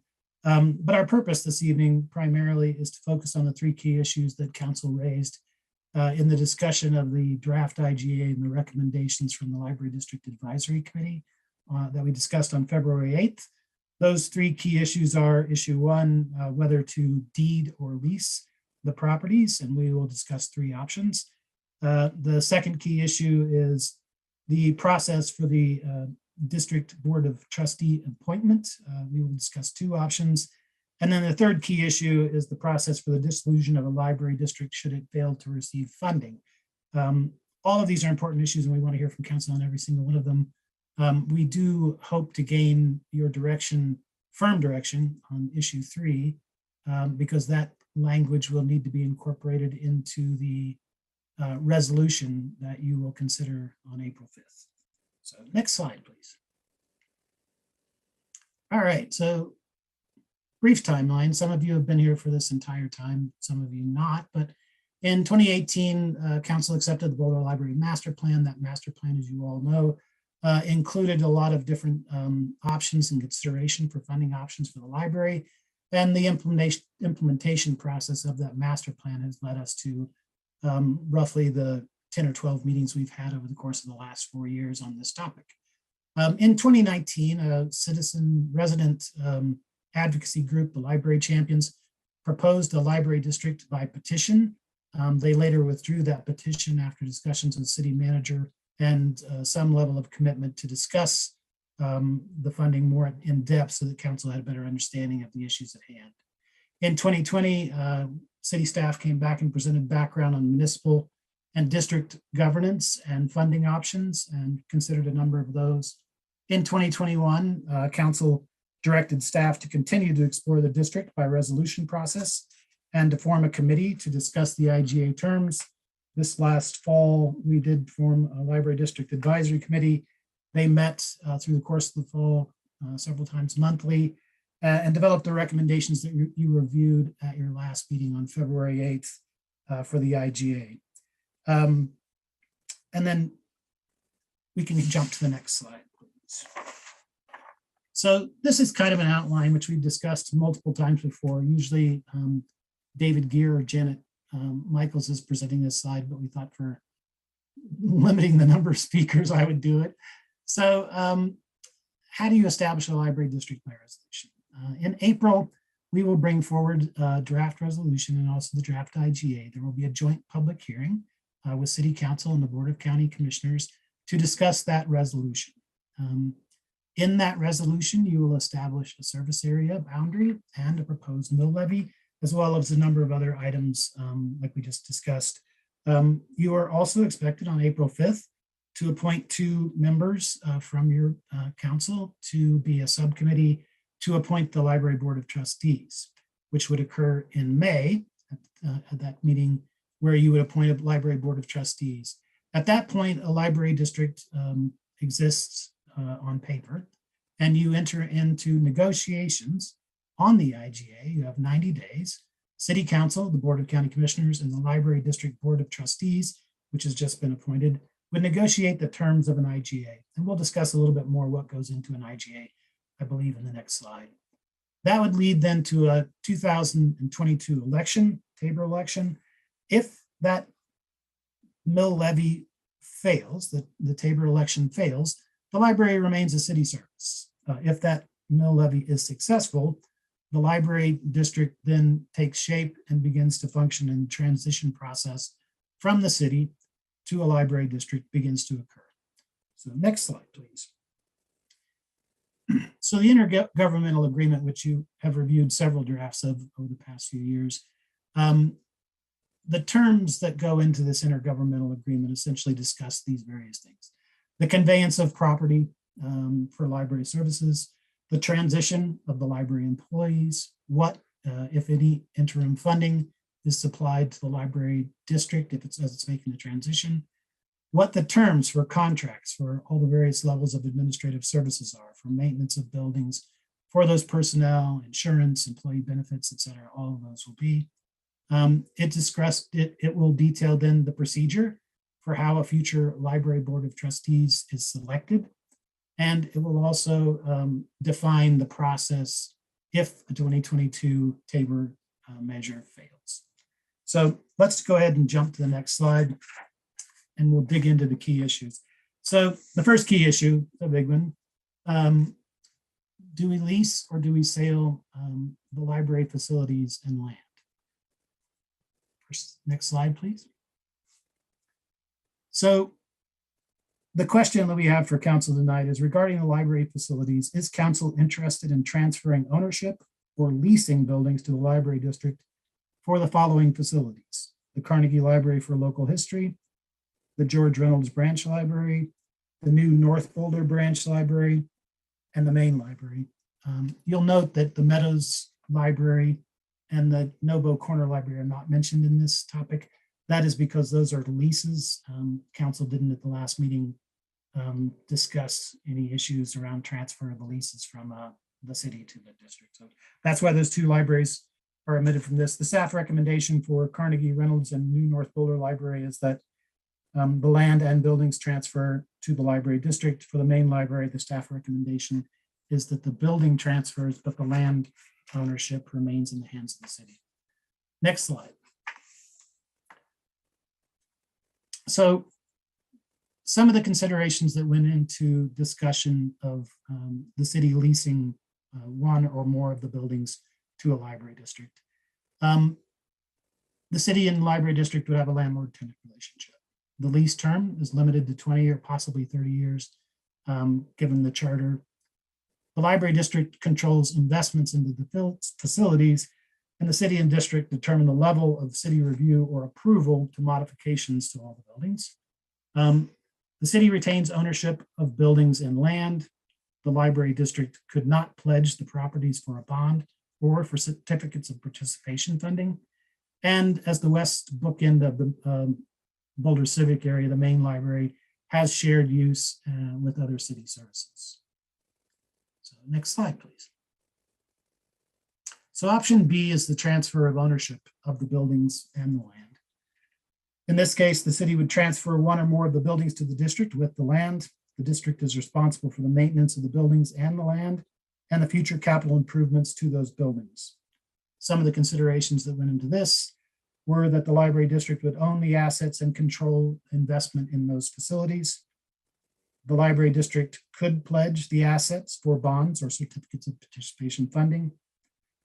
For the Carnegie Library of Local History, the George Reynolds Branch Library, and the new North Boulder Library, the land and buildings are discrete and not coincident with other city services. The west bookend of the civic area, the main library, does have shared uses with city services. The library district would be able to dictate the geographic distribution and the diversity of services and facilities throughout the sale of property, through the sale of property over the course of time. And it is worth noting that Colorado law prevents the library district from using any of the proceeds from the sale of any property for any other use other than providing library services. So option C, if we can go to the next slide. Option C is for one or more of the library facilities, the city transfers only the buildings to the district, and the city continues ownership of the land. The district is responsible for the maintenance and future capital improvements to the buildings. Some considerations here: the library district owns the buildings. The city and the library district do not have a landlord-tenant relationship. The city retains ownership of all the land. This could be advantageous in situations where no clear parcel lines exist, or the land surrounding the asset has a non-library community purpose, such as the main library. All right, now if we can go on to the next slide, key issue 2, and I'll turn it over to Janet. Thank you, David. Mayor, members of council, this is Janet Michaels with the City Attorney's Office. And I'd like to share with you the second consideration, the second key issue that we have for you. Next slide, please. So the key issue number 2 for council is what option for the Library District Board of Trustee appointment does council support? Next slide, please.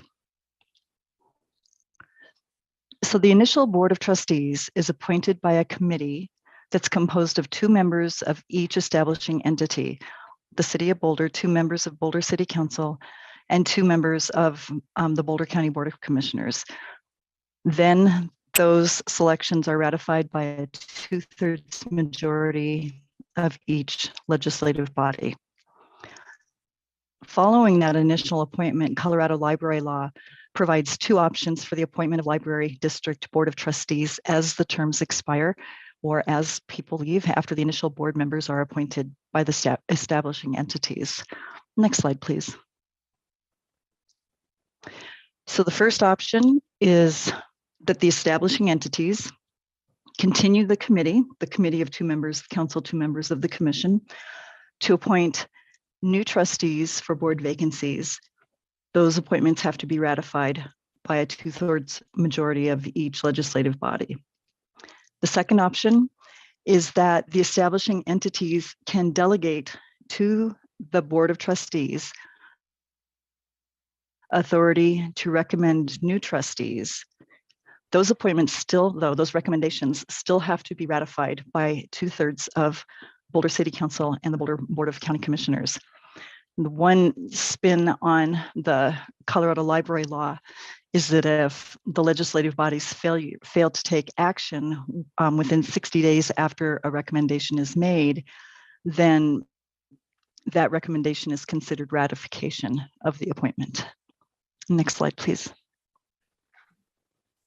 And David, I think I kick it back to you. Yes, you do. Key issue 3, the process for the dissolution of a library district should it fail to secure funding. So next slide, please. And this is the one that we need. We are hoping to have a resolution from council on tonight so that we can include it in the resolution that you will review at your next meeting, April 5th. So issue 3, if the Tabor election fails, what options for timing of dissolution of the library district does the council support? Next slide, please. All right, the process for dissolution is included in the City Council and Board of County Commissioners for the Boulder County resolutions to form the library district respectively. Through mutual agreement, council and the BOCC may determine the process in the IGA for dissolution of the library district if the Tabor ballot item is not approved by the voters. This timeline and approach is fully negotiable, as this is not defined process in the state law. Next slide. There are 2 options. Option 1, define what years and how many attempts at funding can occur prior to dissolution. This would look similar to the draft language in the current draft IGA, which you reviewed on February 8th. If council supports this option, direction is desired on what years and how many. Next slide, please. Option 2 is to define a deadline date by which a district must obtain voter approval for tax funding.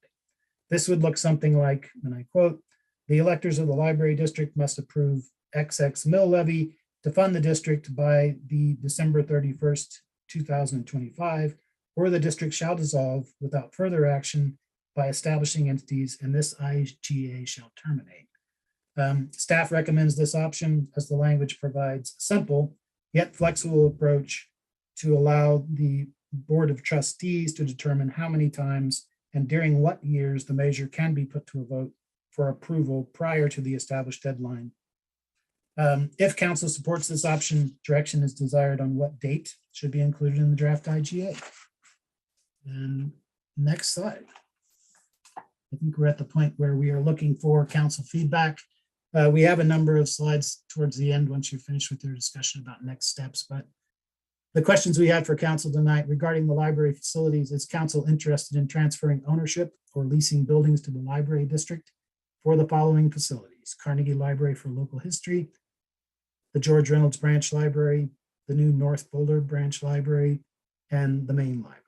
Question number 2, what options for the library district board of trustees appointment does council support? And question number 3, what option for the timing of dissolution of the library district does council support? And I will throw it back to you, Mayor, for opening up a discussion and gathering feedback. Thank you very much. All right, thanks so much, David and Janet. That was very clear and straightforward. And so here's what I was going to suggest is that we take these 3 questions one by one, and with each of them, we start with questions from council on that item, and then we move to council statements of opinions, and then move towards a straw poll on each one about what a majority of council will support for each of these, with the goal of ending the evening with some clear direction on all 3 of them for how to proceed. How does that sound to people? Marcus, you have your hand up. Yeah, there was one other issue that I'm not sure if I saw it addressed, but I think it ought to be addressed, which was section 4.2.4C, which is this creation of a partnership in something called the Main Library Area of Influence, which is something that is highly unusual in my experience. And I think we ought to be discussing that as well. If that's subsumed in something else, that's fine. But if not, I would like that to be on the table as one of the things we're discussing about the IGA. Yeah, so what I'd recommend, Mark, is that I think that pertains to the first question about transferred ownership, because I think that's part of the proposal for how to handle transferring ownership over the district. So I'd invite you to weigh in on that question in that first item, if that works. Okay, thanks. That'll work. Okay, not seeing any objections, then let's start with the first question about how transferring ownership or leasing buildings to the district would work. And I'll start by asking if anyone has any questions in this area. Matt. Thanks, Aaron, and David, thank you for the presentation. And sometimes, we've already got some of this a first dose, so the second dose is nice on a detailed proposal like this. It allows it to sink into more of us. So thank you for the recapitulation of this. My question centers around what really, and it was really a question that Nicole asked in a hotline, and not sure everybody read staff's response. So really kind of want to throw that question back out: is what is sort of a general standard practice of many of the other library districts that have formed around the state regarding how they've handled, the transfer of ownership or leasing, and just where is that lie with regards to other districts, and is there a pattern or best practice that we can glean from that? It's important to state at the outset that this is entirely up to a council decision, right? So this is a policy decision which council has to make. We don't have a comprehensive data of what happened with every single library district. I believe we've collected data on 26. A majority of that 26 deeded land and buildings. Another 7 leased them. A couple deeded the buildings, but not the land. There are several library districts. I know of, Estes. I don't know if that Estes was even in your thing. I know they lease the land back from the city. So it's typically, again, at a nominal cost, but they own the building and lease the land. So it's kind of happened all across the board. And it was interesting to get the feedback from those different library districts to see how it had happened in their area at the time of formation. Thanks. And before we move any further, maybe we can take the slides down if that's all right with folks, so we can see each other a little bit better. Just to remind you, we're on item number 1 about leasing or owning the buildings. Mark? David, in the whatever analysis you have done with respect to comparative localities, we have a very highly developed library system with multiple facilities. How many of the competing or comparative systems that you looked at involved conveyance of land and buildings of a similar market value as what we are looking at conveying today? Mark, that's a great question. And so comparable value would be difficult because that's not something we ran. I'll use Fort Collins and Colorado Springs, if that works for you. For Fort Collins, they did convey, there was a lot of negotiation. There were several different parcels of land that were undeveloped and buildings that were utilized partially by the city and some owned and run mostly by the library. So it was a more complicated kind of negotiation, and they kind of did some trades, right? So some land was traded for back to the city, the city in exchange deeded the land surrounding the main library in the downtown park to the library district. In the case of Colorado Springs, which the value obviously I can't speak to, but they had 16 buildings at the time of district formation, 9 of which were owned, 7 of which were leased. The city and the county areas transferred all of those, whether owned or leased. They transferred the leases and the ownership of the buildings to the district. One library did join the El Paso system, Colorado Springs, after the district was formed, and they did only the building and leased the land. And that was an older building. Thank you. Tara and then Lauren. I'll call myself. So David, why would we not lease? I was reading through, I was reading through the packet, and I want to know, was there an issue in the past between the leasee and the leaseor in this city? Did we have a negative experience between, for instance, at Chautauqua? Or tell me what is on your minds, those who decided that this was the best way? Yeah, I wasn't really in on it, so I'm going to punt that one to David Gear or to Chris Meschik on that. Sure. So a couple of things.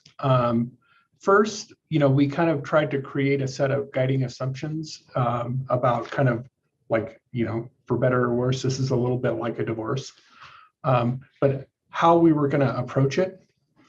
I guess our first assumption was, if we're going to set up a library district, we're going to try to do our best to set it up for success. And I think that David earlier in his presentation described some of the advantages of ownership over leasing, as well as the fact that they're going to be responsible for them. The second, we kind of came to terms with the fact, or we acknowledged that it was our view that these facilities were purchased by the community.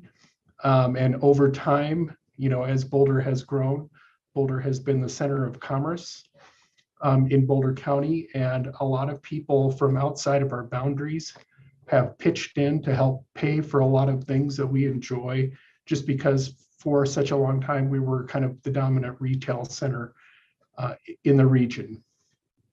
And then finally, the thing that we kind of brought to, well, I guess there are 2 more things.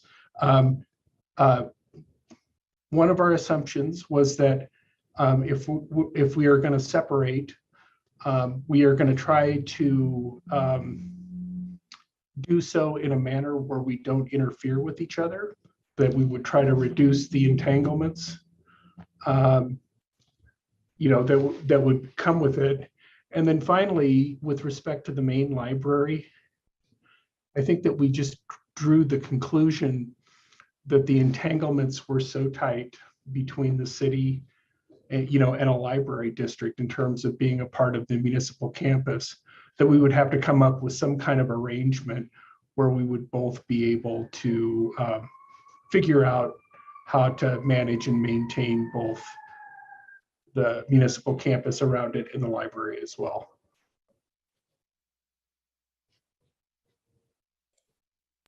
And I might add on to that just a little bit.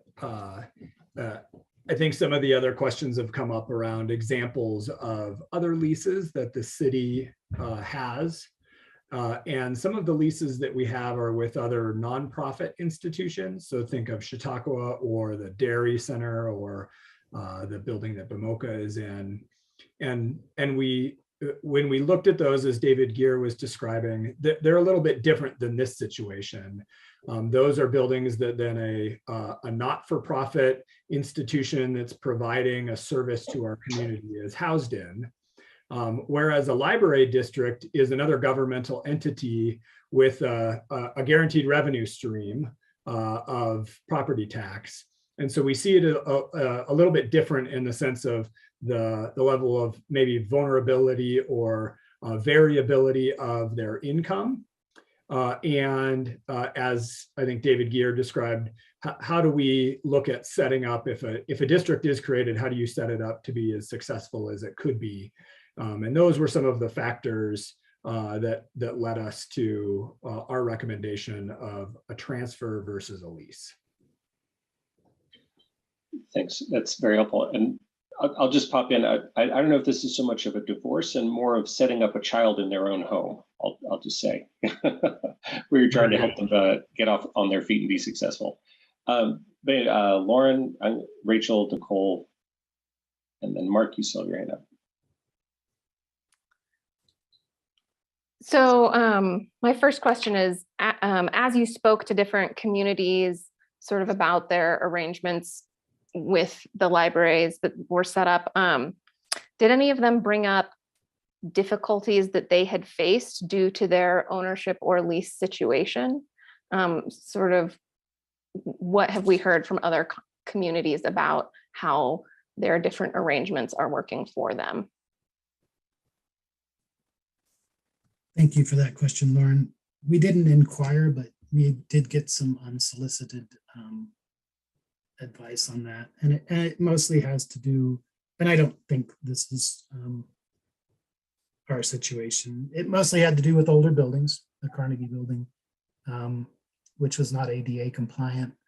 And they have a different, the lease agreement stipulates certain things. So it would come, I mean, I think their problem really was the way in which the lease was written. So the responsibility for ADA compliance was on the part of the town. They refused to do it. The library district had to ultimately make the decision to move out of that location because the town was, for whatever reasons, for historical reasons, they didn't want to tamper with the Carnegie building.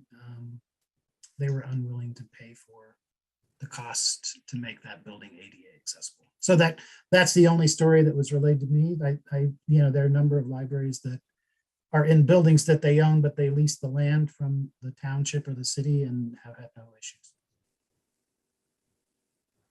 that they relate to me. Thank you. And that kind of, I think, speaks to some of the difficulties of the entanglements I think David was sort of referring to earlier. I was wondering if you could also maybe shed a little bit more light on what the benefits of ownership are and how the library might benefit by owning like an asset like a building, and sort of like what that means in terms of its ability to leverage for future projects. I'll take that one.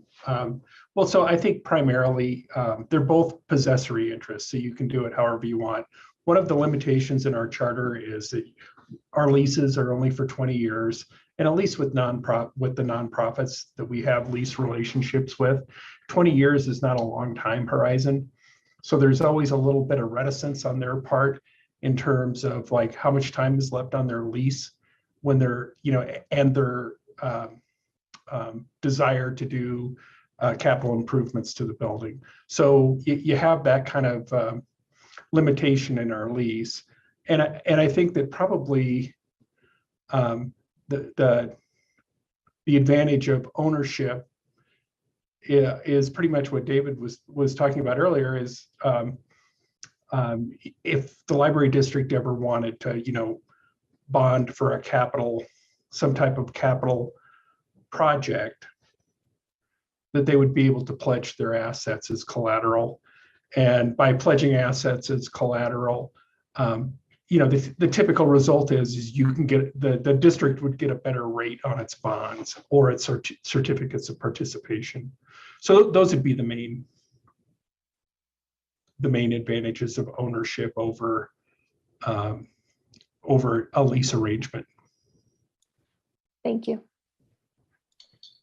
Nicole, or I got Rachel and then Nicole, then Mark. I didn't mean to cut in front of you, Aaron. I think you said you were going to go next, but I assume you're. Actually, I'm dropping my question, so you go ahead. All right. A couple of questions for David, I think. Well, first, maybe panning out a little bit. We've gotten a lot of emails recently about why are we looking at a library district?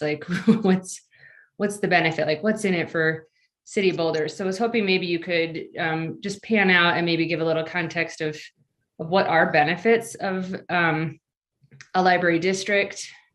So if I could start there possibly.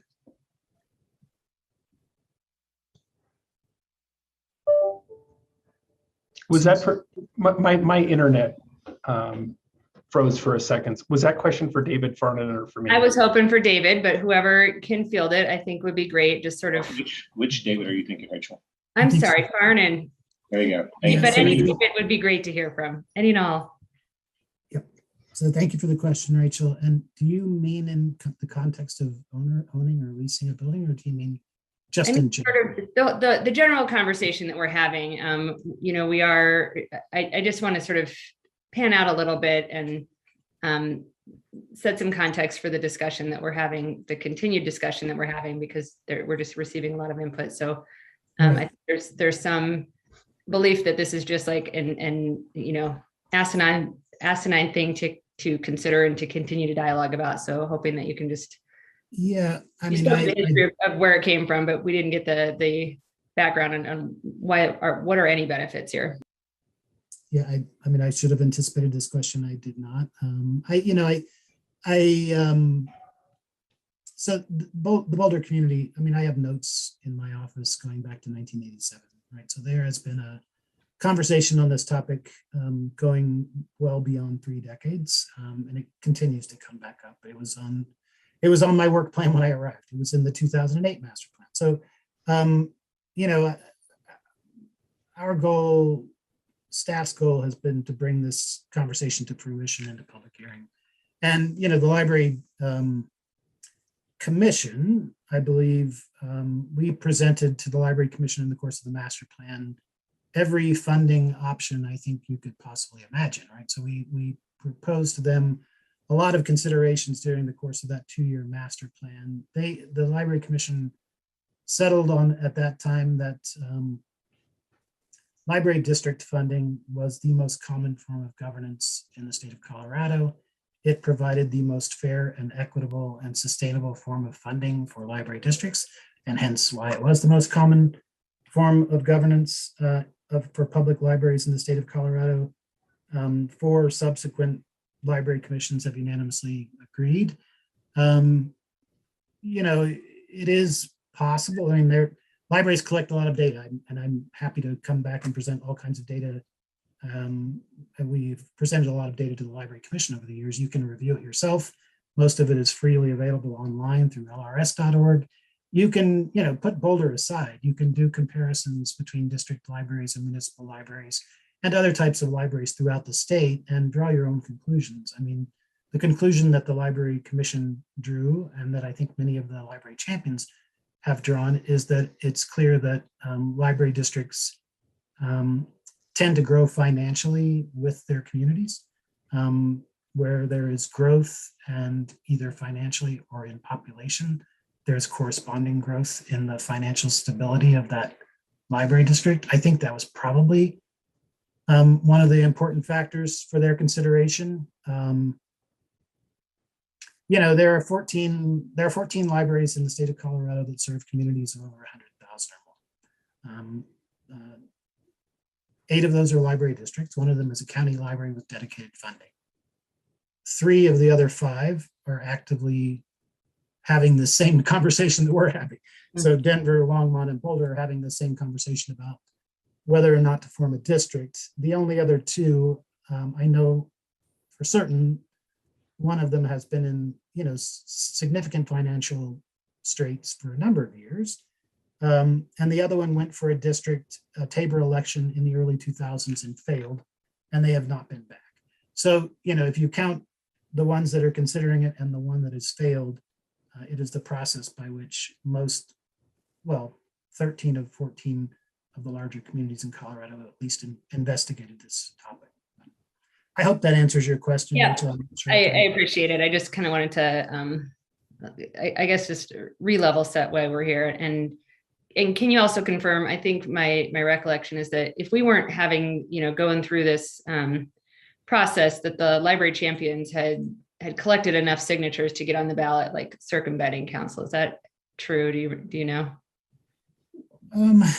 What it does, and I'll ask the attorneys to weigh in if they can. My understanding of what the petition, yes, they did collect enough signatures for a petition. They turned them in. That does not circumvent council in the sense of which council still has the option to opt out of a district. Any community or township or city that provides some level of library services can opt out of becoming a district. What it does is it preempts council's ability to be an establishing entity. So as an establishing entity, council and the Board of County Commissioners have the option of establishing both the boundaries to the district and the mill levy and the process by which the trustees and that kind of thing are appointed. All the different things that we've outlined for you in the IGA. Those would be but the primary ones being the mill levy and the boundaries would be established by the petitioners and not by the establishing entities. And that was the reason, I believe in part, that the petition was pulled in an effort to get the city council and the county commissioners involved in that conversation about what the boundary should be and what the mill levy should be. All right, thanks for that history. More pointed now to the question at hand. I do think that a big part of my job is to protect city assets and not sort of give away the family farm, as I think people are worried about that we would be doing if we transfer ownership. So I'm wondering, and I haven't previewed this for you either. I did try, I'm sorry. But like, what do you see as worst case scenarios? So sort of the inverse of Lauren's question, like, here's the pros to selling rather than leasing. But as an attorney, I feel, it's just where my mind goes. Like, what's the worst thing that can happen if we transfer this? And I can think of a dozen ways that it would be not advantageous. So just wondering, what do you see as realistic cons to transferring land and or building? Because lease seems like the least risky option. Yeah, I think you're correct. I think leasing it would be the least risky option. I think that the worst thing that could happen is that the library district would fail. It would end up in some type of bankruptcy, that it would have pledged a ton of debt that it couldn't pay back, and the buildings went into foreclosure. That would be kind of like the doomsday scenario. That said, I hadn't even thought of that one. Make it 13. Yeah. Okay. But that said, we've mentioned this before. One, there's a financial plan, and 2, it's the revenue source is based on property tax, which is in Colorado is probably one of the most stable revenue sources that you could tap into. So I would say that the risks that I just described are pretty out there. All right. That's what we consider, right? Can I share my worst case scenario? Yes. My worst case scenario would be you deed the buildings to the library district in 2022, And then in 2023, there's a massive flood, which makes Maine and George Reynolds permanently uninhabitable, and the district is kind of left with nothing. So that would be a bad scenario as well, I think. 14. Thank you for that. And then one last question. I think that we are, it feels like a bit of a leap of faith for some to be doing this district. Change is often scary to us. And so is there anything to stop us from saying, going in, let's lease it, but in 5 years, if it's, up and running smoothly, then we can go ahead and look at a sale of either building or land for any of them? Yeah, no, and from just conversations that we have had with Kim Setter, the outside library lawyer that's been kind of advising us through this process, is that's happened with districts as well, where they start out in a lease arrangement at the beginning, and then at some point they just convey to the district after you at have a later time. Yeah. Okay. All right. Those are all my questions. Thanks for bearing with me. Okay, Nicole, and then Mark, and then Matt. Thank you. I just wanted to thank you, David Farnan, just for your stewardship of the libraries, just to use Aaron's analogy of sort of, a child kind of growing up, right? We wouldn't be in this place, with where we could consider kind of letting the libraries grow and thrive the way that they need to without your leadership. And so I just want to thank you for that, especially during the pandemic. Thanks to you and your staff. Thank you also to you and your staff for answering my extensive comparison questions, which are really helpful just in thinking about where some of the things we're considering would fit in with what other districts have done. So thank you for that. A question that I have is just around, and I don't know if this is the right analogy to be doing. I'm thinking about, when I was a renter, one of the really frustrating things was not being able to sort of take care of the things that I needed to take care of because the landlord was there, right? If I wanted it changed, if, I needed to fix or address something, I couldn't do that. And I'm just wondering, does that sort of leasing, does that hamper the libraries in that, in sort of an analogous way, where would we almost be kind of facilitating the library's success if we were to, if the libraries were to own the buildings? I mean, is there does it hamper sort of the library's innovation or anything like that down the road? Because as the proud parent, I guess for now, I really want to see the libraries thrive.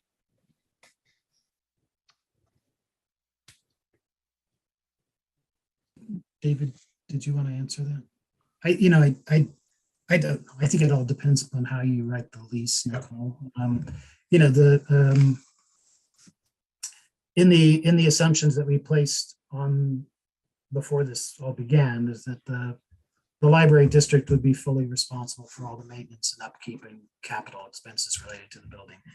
I don't imagine that the city would restrict that in any way. I know there have been several questions over the course of time primarily from the Library Commission, which is not a governing entity, but an advisory board, about the standards and levels of maintenance and of our current facilities. And I should imagine, I don't know, but I should imagine a board of trustees may have a different standard of maintenance that they would expect than what we currently provide with the city.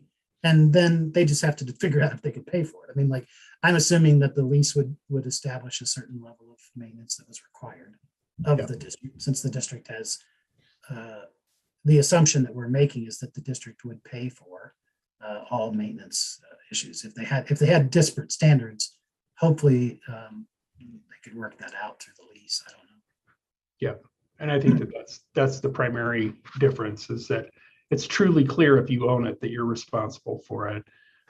In a lease arrangement, you can allocate responsibility however you want to negotiate it between the parties. And it's the case the trustees would be reporting on kind of the district's finances and financial situation a couple times a year. Is that right? So it's not like it's just sort of handed over. We would still have some insight into where things stand financially. I believe so, and I would ask Janet to correct me if I'm wrong, but I believe that the IGA requires annual reporting to the city and county of their financial status.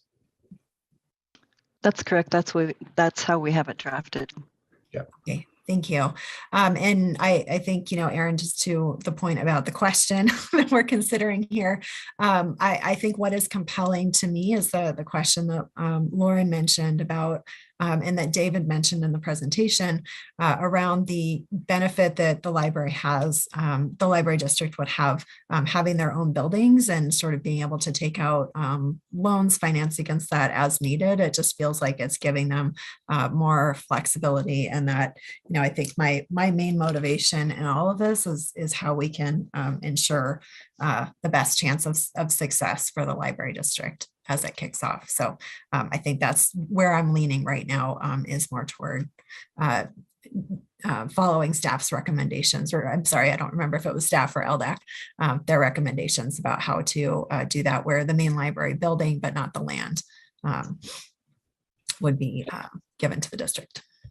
Thanks for that, Nicole. I am going to try to get us through the rest of any questions that remain, and then go to comments. So we'll just see if we have any more questions. I think Mark and then Matt. Just one quick response to Rachel. I thought her comments were very good. In connection with financing, David, you mentioned that there was only a remote possibility of default and repossession. I just want to mention that the city of Boulder was in great financial shape in 2019, and then COVID hit. Stuff happens, and the power to pledge assets is one that has to be dealt with very seriously. My question is for Chris. You had made a comment with respect to a governmental agency, leasing space, and suggested that somehow that was in some way awkward. Does not the city of Boulder lease space at scale? And does that inhibit our ability to conduct our operations? How would it be different for a library district to do that? And has other entities, has Chautauqua been constrained by its lease in any significant way? Mark, I think the point was that it would actually be a better relationship, because the library district is nonprofits have to fundraise, and the library district would have a very stable revenue source, and I think the relationship would probably be easier and better with a library district than we probably currently exist with our nonprofits. Well, that would seem to suggest that leasing would not be a bad alternative if we're going to have a better relationship. Well, I'm saying is that's why you got elected, so you get to make that call. Okay. Yeah, I think Mark, if I wasn't clear, I apologize. What I think I was really trying to just articulate is the interest behind leasing for nonprofits and versus a governmental entity, and just really the variation in revenue source. So there wasn't a judgment that I was trying to make in terms of leasing for governments is a bad thing. It's more of just the stability of a nonprofit versus the stability of a government. A government is likely way more stable. All right, I'll save my comments for comments. Okay, thanks. Matt. Thanks, Aaron. And so I have a question. I mean, Rachel kind of prompted a little bit of a high altitude question, which I think is important, because this is not only a discussion for us as a body, but also the community who's listening as a whole, and trying to gather some semblance of what are they learning and knowing, and facts and context and all that. So my question kind of centers around some of the things that we've been hearing, and it sort of centers around kind of some loose assumption about that if forming a library district, that you wouldn't really notice anything different on the backside. And so I'm kind of curious, David Farnan, if you could maybe address with some financial stability and really kind of letting the bird out of the nest and thrive, what would be some of those substantive programmatic or infrastructure improvements or changes that our community would see as a benefit from forming a library district? Thank you. And I should have brought other notes too. A lot of them are outlined in the master plan. So the 2018 master plan, and the library district doesn't have an existence, so it doesn't have a plan or a strategy at this point. I'm assuming that a board of trustees would have one. Our goal at present, and most of the goals around the advocates for the library district have been around the master plan, right? So, and those are legion. First and foremost, I think finishing the NOVO project, the NOVO building, North Boulder Library, and building it out to the elements that we designed it to do and spoke of with the community. So, fully taking advantage of solar energy, fully taking advantage of a lot of the green energy solutions that we had to value engineer out at the last minute because of cost. We would also finish the makerspace, build the playground, do the plaza improvements, which we discussed with the community. There's a gun barrel library. Gun barrel library has been discussed probably at least as long as a library district, so I'd guess for at least 35 years. We would open a gun barrel library with the library district. That's a master plan goal. In that same context with the district discussion, the advocates have discussed a library in Niwot, which that has been folded into the budgeting for a potential library district. And then, restoration of funding is another huge one, right? So we still are roughly 700,000 shy from the pandemic cuts, like Marcus, right? There were cuts all across the city. And that would mean reopening the Carnegie Library for Local History, reopening the Canyon Theater, restaffing collection development, buying books, rehiring staff for Boulder Reads adult literacy program. The list goes on and on. One of the major factors, and I haven't been asked about this much, is that it's a significant chunk of change for a district to assume, as you all discussed when you looked at your facilities master plan in 2021, going from a 0.5% investment in replacement value to 2%, it's a chunk of change.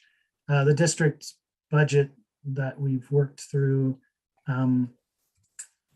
assumes that the district would take care of what it owns, or that's how we always phrase it when we're with the city, right? So we take care of what we own. We put that in every single master plan. And so that is a major factor, and probably from a point of view of cost, that cost actually dwarfs most of those other services and things that you're looking at in terms of like an outreach program to the Latino community, open a library in Gun Barrel, opening a library in Niwot. None of those amount to the same amount of money that we're factoring into the library district budget in terms of taking care of maintaining the facilities in working order and trying to get them up to code so that in 15 years we can meet the climate goals. I hope that answers your question. But there is a long list. There's a web page that you can go on to find a list of all the things from the Boulder Library Master Plan. Those are all goals that we've outlined. And I don't think any of them are massive stretch goals. They are focused primarily on taking care of what we own in the master plan. But there are some stretch goals. Opening the Canyon Theater back up to the public has been a stretch goal for a long time. Adequately staffing the Carnegie Library for Local History, opening a Gun Barrel branch. Those are all stretch goals. Thank you, David. I appreciate that. Thanks, David. Okay, we've got Bob, and let's see if we can move on into comments. If there's no more questions, Aaron, I was going to move into comments. Go for it. Okay, great. Well, let me just I think our goal tonight is to consider and possibly improve the intergovernmental agreement that's on the table.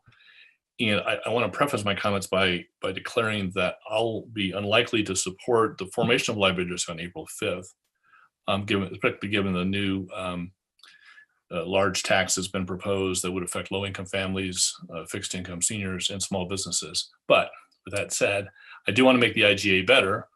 so that the best foot can be put forward, and perhaps this will pass in November and pass perhaps at once. So I just wanted to, I didn't want to imply that by proposing changes to the IGA, you're going to earn my vote on the library district, because you probably won't, but I do want to help. So I want to give that way of background.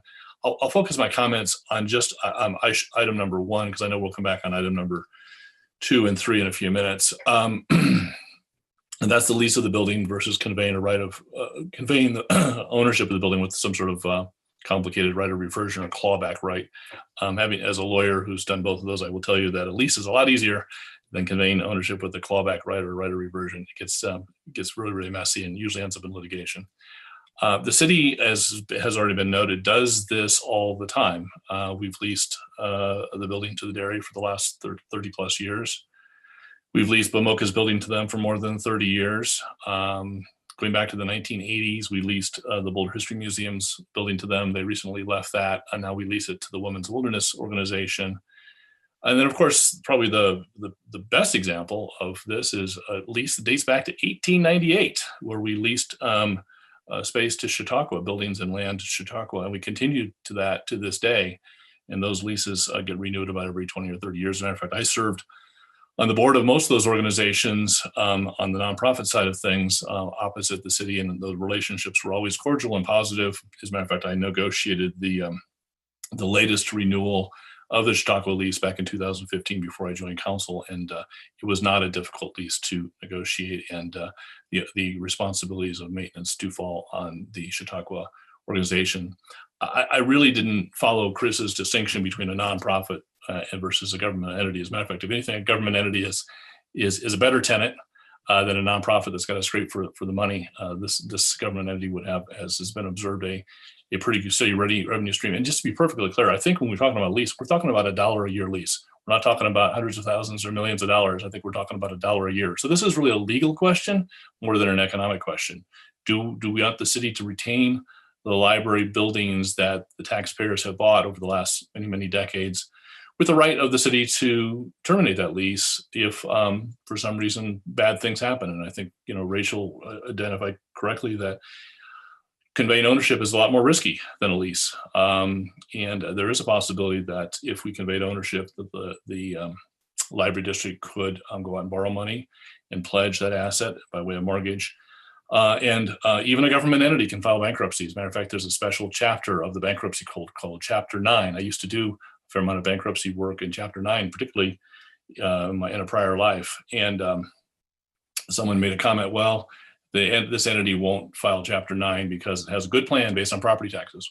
Well, I will tell you that every single government entity that files Chapter 9 had a good plan based on property taxes, and things got out of hand. So I don't think it's beyond the realm of possibility. It's something any of us would wish for, but I do want to recognize that if we were to lease the property for $1 a year, that does take that risk off the table. And it's effectively the same thing from an operating standpoint. The building's still there, but from a legal standpoint, we have the right to pull it back in the event that maintenance was not being provided at the stipulated level in the lease, or the library district got itself in a financial difficulty.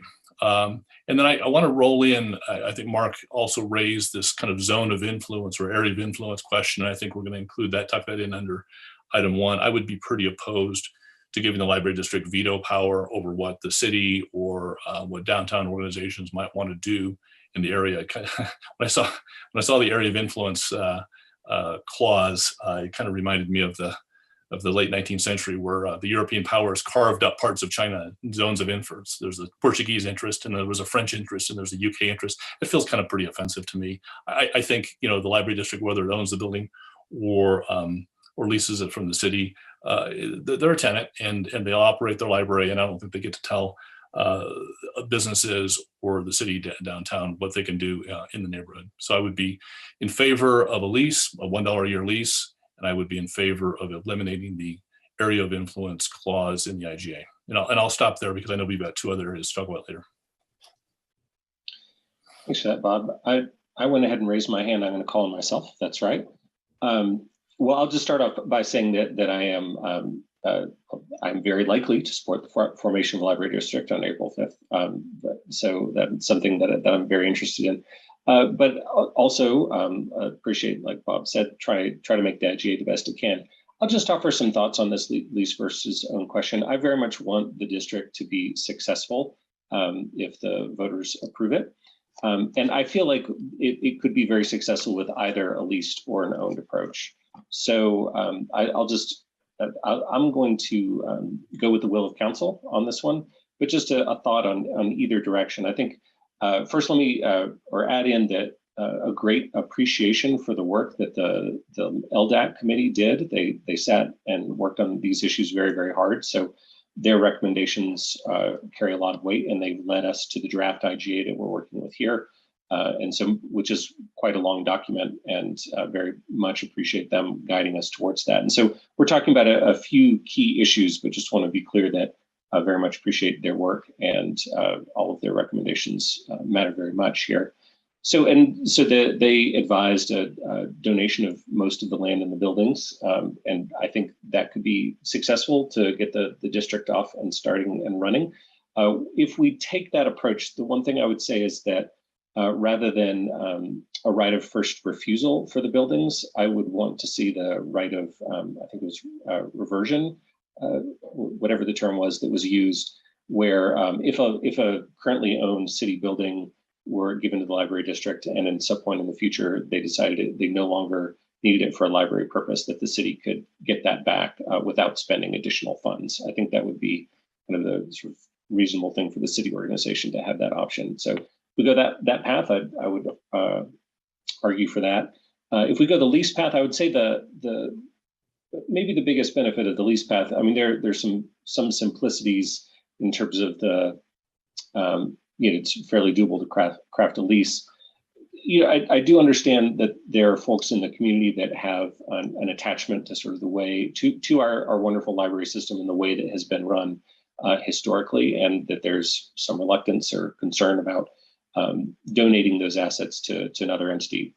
Personally, I think it's another governmental entity that would have the library's best interests very much at its heart. So I think it can work out. But as Rachel noted, if it's leased, it could at some point in the future, if the city and the library district were okay with it, that could change, and it could change to donation if a future council, future library district felt like that would be a smoother choice. If we do take the lease path, what I would say is I think it should be very clean in terms of the city handing over both the responsibility and the ability of the district to maintain those library assets to a high standard that they set, so that the city can generally stay out of it, let them run their buildings and their assets the way they feel best for library purposes. So that would be my interest on the lease side. So those are my 2 cents, and I'll let other people talk. Rachel, Mark, Lauren, Nicole. Thanks, Aaron. So I favor lease because, like I said, it just seems less risky. I also haven't heard a ton of advocacy around, like from people who are pretty invested in this that I've checked in with. They don't seem to feel real strongly on it that I've heard. So I would go with the lower risk lease choice. If we are going to go the transfer route, I would really want to know, like, a worst case scenario that was mentioned is bankruptcy or mishandling funds. So let's say that were to happen and they need to close Boulder branches, 3 of them or something in the district, and downsize. I think Boulder's been very intentional about having libraries within 15-minute neighborhoods and walkable. And with North Boulder, I think really wanted it to be there as a community benefit for people who live near it. So let's say that were to get sold, what can go there? Like, certainly I'm with Aaron on the right of reversion or reverter rather than first offer, because I think we would want to retain those spaces as a community space. And I don't know what the options are.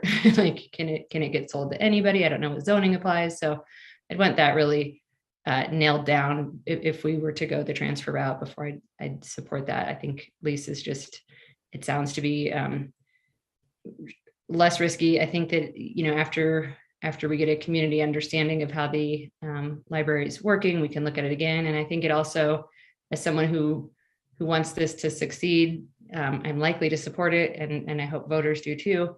I think it's probably more appealing to voters to have not that the sense of like losing the land that and the buildings and an unknown future possibly arising around them. So I'm for lease. Thanks. Churchill, Mark, Lauren, Nicole, Matt.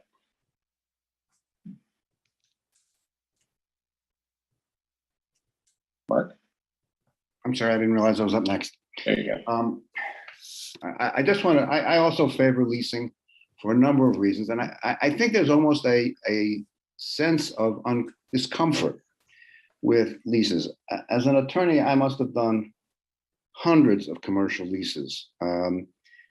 They do not imply undue restriction on the tenant. You're basically permitted to do whatever the lease permits you to do, and that can be very, very broad. I would expect it to be broad because I don't want the city, if we're going to do a library district, it's inappropriate for the city to be micromanaging what the district does. All that a commercial lease does in the end is say, we expect you to maintain the property up to a certain standard. And if that's not being done, then we have a conversation because we have a little bit of recourse.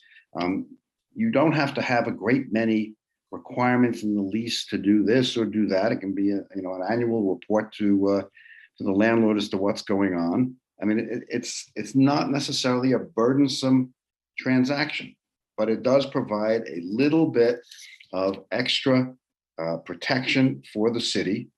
And by the way, I'm very concerned with pledging or monetizing the assets of our libraries. You may not be able to do it under a lease. It doesn't mean you can't come to the landlord and say, can we do this? This is an excellent opportunity for us and we'd like to do this. And we can have that conversation. All that the lease does is protect the assets, require them to be maintained to a general standard of good repair and cleanliness, and then sets the library district off to do its business as best it can. To the extent that there's some sort of concern that commercial leasing here would be unduly burdensome on the district, I really would have to take issue with that. I've done too many of these to buy into that theory, and I hope other people will support the leasing concept because it does provide at least a modicum, a shred of protection to the city of Boulder without interfering with the library district's ability to conduct its affairs as it sees fit in these buildings. Thanks. Thanks, Mark. Lauren, Nicole, Matt. Thank you. I think, Aaron, as you pointed out, I think that no matter which option we pick, I think that likely we will have a really positive outcome. I personally I am excited to see the library district, and I will likely support it going forward. In terms of leasing versus owning, I think that I think the main branch is maybe a special case because of its location, because of the land it sits on, just the way it relates to the city for a whole variety of reasons. For me, the main branch feels like leasing would be the right option.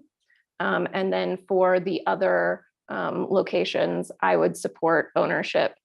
I think my biggest concern is maintenance and is sort of proper upkeep in the long time. In the long term, the George Reynolds branch is the one closest to me, which we remember had a pipe break and caused a significant amount of damage. And I just, while leases can be made clear, there is nothing as crystal clear as ownership in terms of who is responsible and who, both for not only the maintenance of the buildings, but for any, like I also think about landscape maintenance and these wind events. If we had, something happen, it's just good to have total clarity around who is ultimately responsible for all the pieces. So that, and then again, also the library's ability to, have greater financial support through being able to access funds at better rates. For both of those reasons, I would support that. Again, as Aaron brought up, I think the right of reversion is a really important piece to that as well.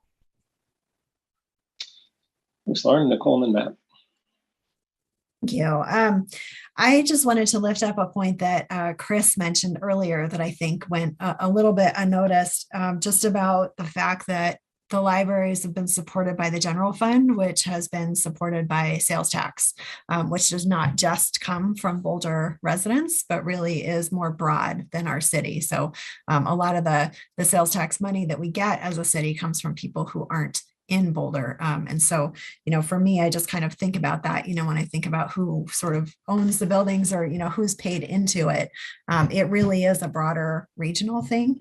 I think, the fact that, thank you again, staff, for doing this research, but that the majority of the districts that staff got a hold of were deeded the buildings. That tells me that there's something valuable there. I also think this point about allowing the libraries to be able to just have a little bit more financial flexibility it is kind of pushing me still in the direction of deeding the buildings. I do agree with Lauren on the point that the main library branch or the main library building does seem to be a slightly different piece. So I would, support giving ownership of the buildings, the other buildings to the library district, and then I think either just the building or just leasing the building for the main library building, just given its location.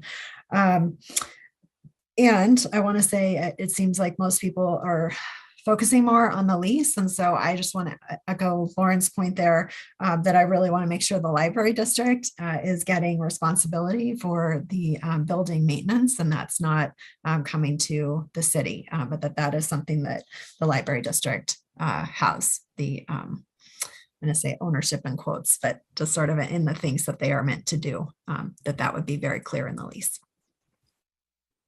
Thanks, Nicole. Matt? Thanks, Aaron. Yeah, so I'm gonna have to agree with some of my colleagues, and maybe in specific, Lauren. I think she laid out a case that's very, very identical to mine. For one, I will most certainly be supporting the library district as we continue to move forward. The benefits are just quite astounding, and it's long overdue that we provide that financial security and independence, among many of the other benefits that David and others have pointed out. In terms of this, I would say that I'm in favor of leasing of the main library for some of the complexities that have been laid out. But with the other branches, for the sake of that financial security and being able to leverage those for better rates on bonds or loans, I do think the other four, I would be supportive of those being owned, not just the building, but the land itself. And then, of course, coupling that to a right of reversion, I think would be appropriate there as well. And so I think that's I think as Lauren pointed out, those are really positive benefits. And really lastly on that, I think what drives me, and Nicole pointed this out too, is it's about what's in the best interest for the district to be able to maximize achieving their goals. There's this master plan that we're currently sitting on, and I expect the new district to form its new master plan.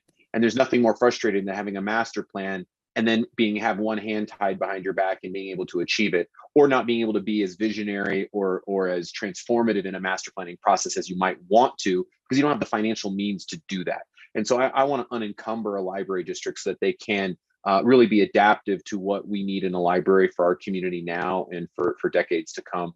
And I think this allows us, or at least in terms of the recommendations that I certainly agree with Lauren on a bit, will help them get there. Thanks.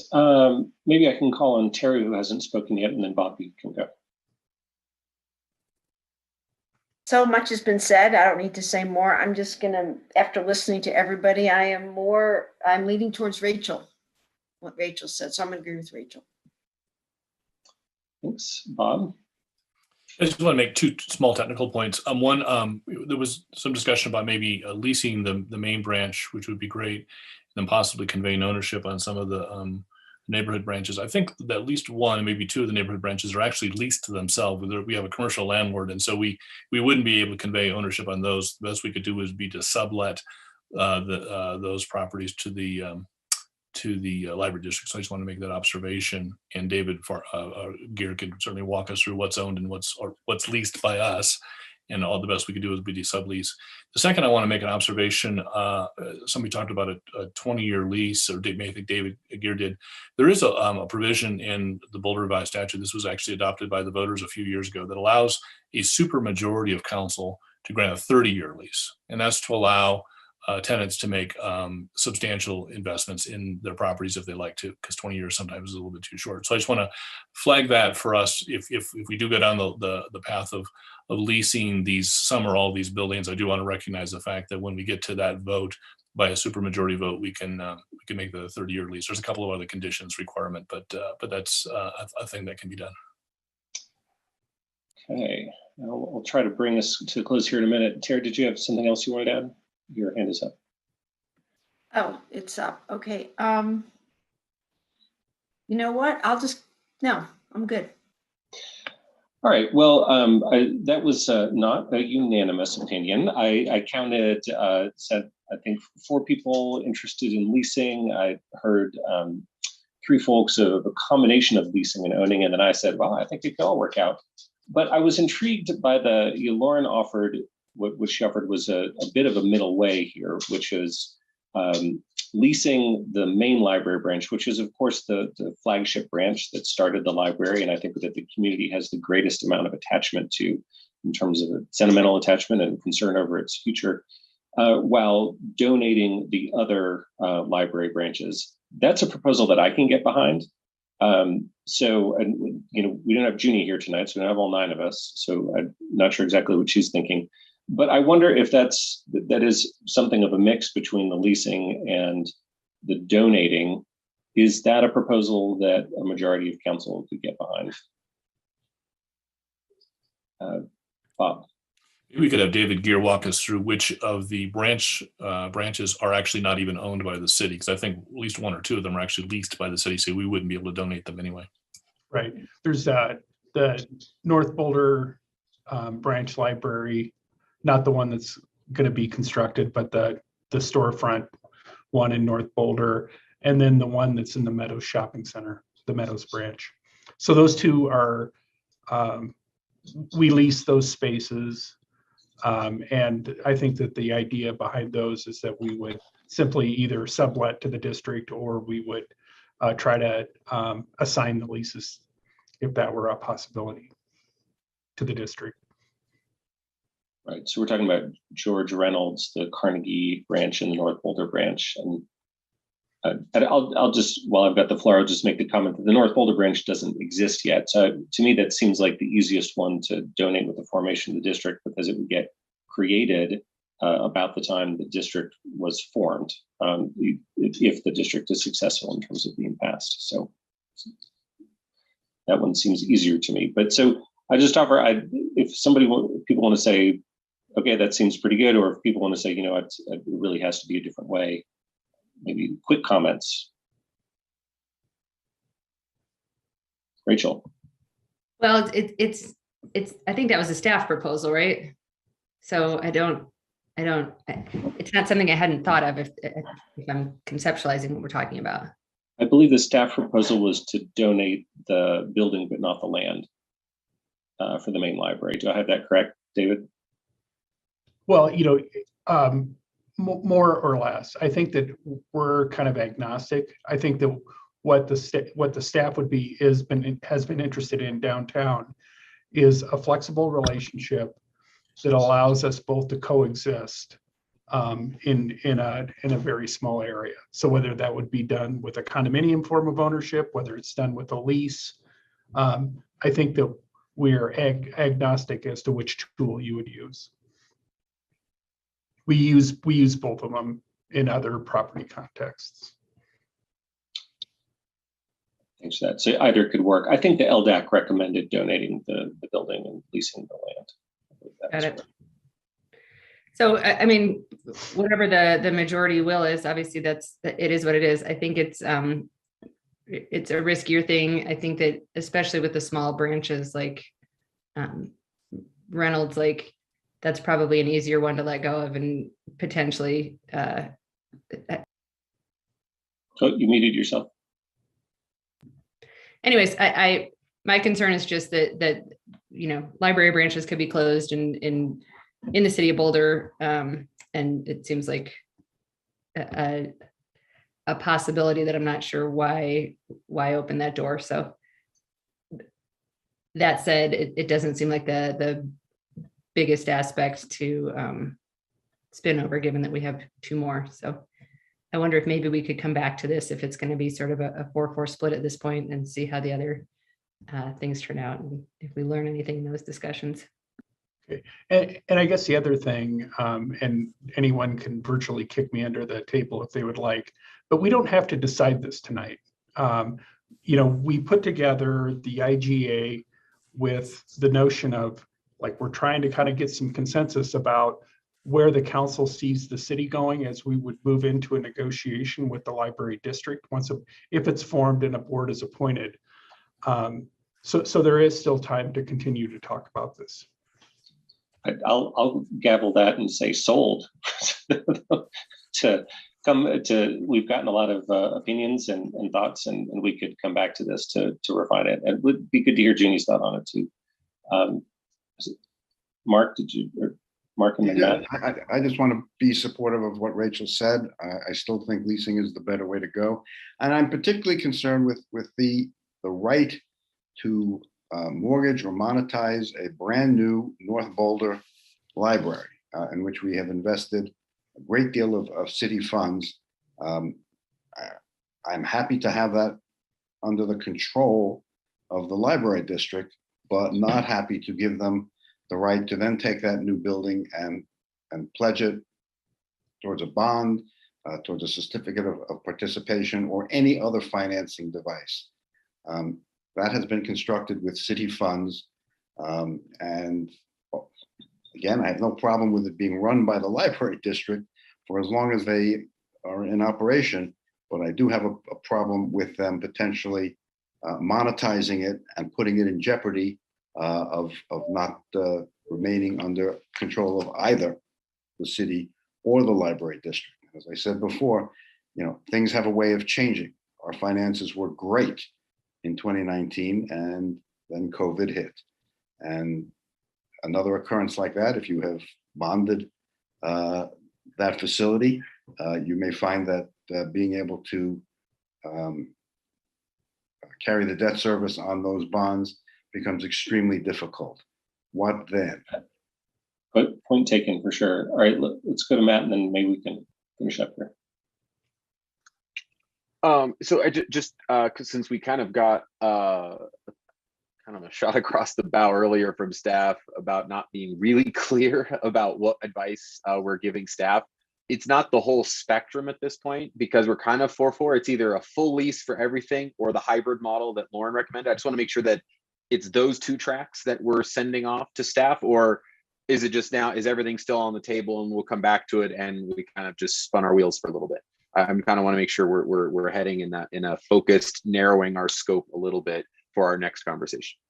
Yeah, thanks for that, Matt. Well, what I've heard is it seems like everyone or close to everyone feels like leasing the main library makes sense. So that seems like we're pretty much on the same track there. And then the question is whether the branches would be leased or donated. And there I'm seeing a split. And what I'd like to propose is that we, per the offer, that we come back to this as we move into the IGA discussions.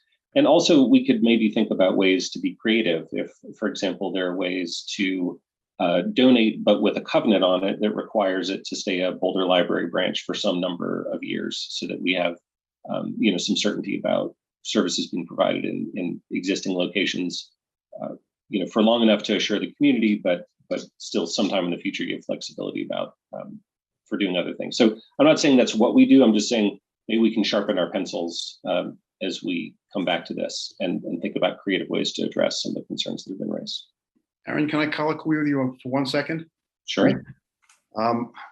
One concept that I would certainly be comfortable with is New facilities created by the library district could certainly be owned by the library district. They were not built, presumably they are being built with library district funds, not general funds out of the city, and the district could certainly have an entitlement to do what they will with those new facilities. Very, very good. And I think that's what's contemplated in the current IGA. So that makes sense. So, Rachel, you got your hand up. So are folks okay with us coming back to this, doing some additional thinking, hearing from Junie, and then finalizing the last details in the IGA discussions?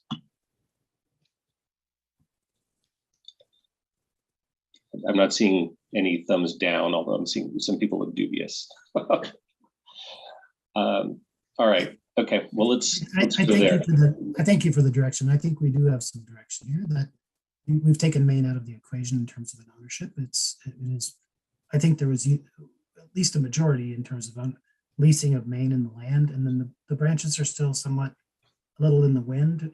But that we're hoping from question 1 and question 2 to get your direction for how negotiations of an IGA would go. When we get to question 3, we need that for the resolution. But are you ready to go on to question 2? Yes. And so let's see. I got a request for a short break, which I'm happy to entertain. But Mark, did you want to say something before we do that? No. Are we going to discuss that the main library area of influence tonight? That provision, which Mark, I think that would only be of interest if there was an ownership stake. So that can easily, that's resolved. Okay. I understand by moving it to a lease. I stand fully corrected. Thank you. Okay. And yeah, so why don't we just take a 5-minute break, because I'm hopeful we can get these next 2 questions in a much shorter amount of time. So let's say 8:57.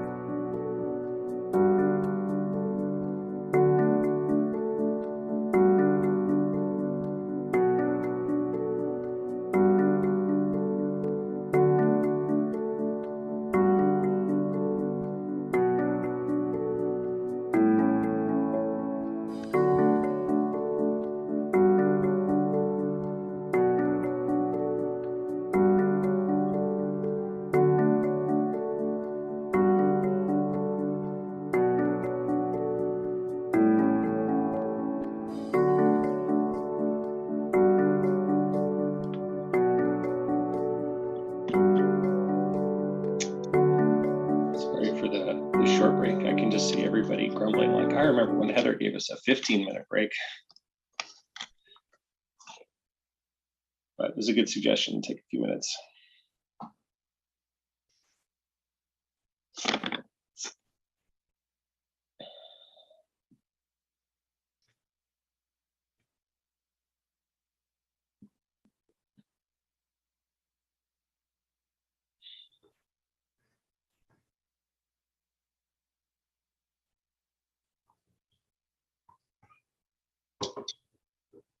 Just waiting for a couple more people. I'm here but eating. Duly noted. Same. Ditto, Rachel. All right. Very good. Well, we got everybody back. So Bob, you have your hand up already. I was going to introduce us for the next couple. I was going to do the same thing. I was going to ask for a slide to be put up. Go ahead. Yeah, well, what I was just going to say is that, so we got two other questions. We asked a lot of detailed questions about that last one. I appreciated that. That was a fairly, it's a weighty topic about how to approach the assets of the library system. I'll say I think these two are a little more straightforward. So my hope is, ask whatever questions you need to ask, but my hope is that we can be maybe a little quicker with these, both in terms of questions and discussion. So I'll establish that as an ambition. So yeah, if we could get that slide up about the next question about how we're appointing district members, please. So this one is somewhat more straightforward. This is about trustee appointment. You have two options according to the law. One is that the city council continues with the Board of County Commissioners with two appointed trustees to interview, essentially to vet, interview, and select and appoint trustees. Or the other option is you designate the Library Board of Trustees having the responsibility to vet and interview and then recommend new trustees, either one or more than one, to the city council for ratification. So those are your two options. Great. Do we want to get that slide up as well, or is that good enough? I don't have control of the slides, but I think she's probably putting it up. I think it's slide 14, if that helps. All right. So does anybody have any questions on this item? Bob, you got your hand up? If no one has questions, let's go into comment. Let's see. Matt, do you have a question? I do. It's kind of just a clarifying, because there's been, I guess one would say maybe some misconceptions about what this entails. And I just want to be clear that in either scenario, council and the county commissioners retain authority as to whom gets appointed as subsequent or successor trustees. That there is no abdication of any responsibility as to who does that or who has that authority. That authority in both scenarios is duly vested in council and the county commissioner. I just want to sort of verify that. That is correct. Confirm? Somebody. No, it's correct. The recommendations are ratified by 2/3 vote of each body. Now, I guess that a possible scenario that I've kind of played out in my mind, this is Janet Michaels with the city attorney's office, is what if the trustees, the sitting trustees recommend somebody that the commission, Board of County Commissioners and City Council don't favor? That would seem to take a real lack of trust, and it seems like we're going to have a good working relationship. But if the trustees put somebody way out there and the commissioners and the council did not ratify that within 60 days, then it would be deemed a ratification. That's, kind of the very worst case scenario, and it just doesn't seem likely that something like that would happen, but that is a potential. If I can jump in on that, can you clarify? Because the way I had originally read it was that if the council and the commissioners took no action within 60 days, the appointments would be ratified. But I thought what that meant is that we still retained the ability to actively reject the suggestion, in which case it would go back to the trustees to suggest someone else. Do I misunderstand that? That's not the way the law is written. The law says that if there isn't action, well, and I guess that's a good question. It says if they don't act within 60 days, the law doesn't really address what would happen if the council and the commissioners rejected it and it went back to a conversation. I don't know, David Farnan or David Gear, do you have any thoughts on that? Well, I mean, I guess my thoughts on it are, I think that Aaron described it as I understand it. It's you can take an action affirming it by 2/3 vote. And if you can't get 2/3 vote, the person wouldn't be ratified or approved.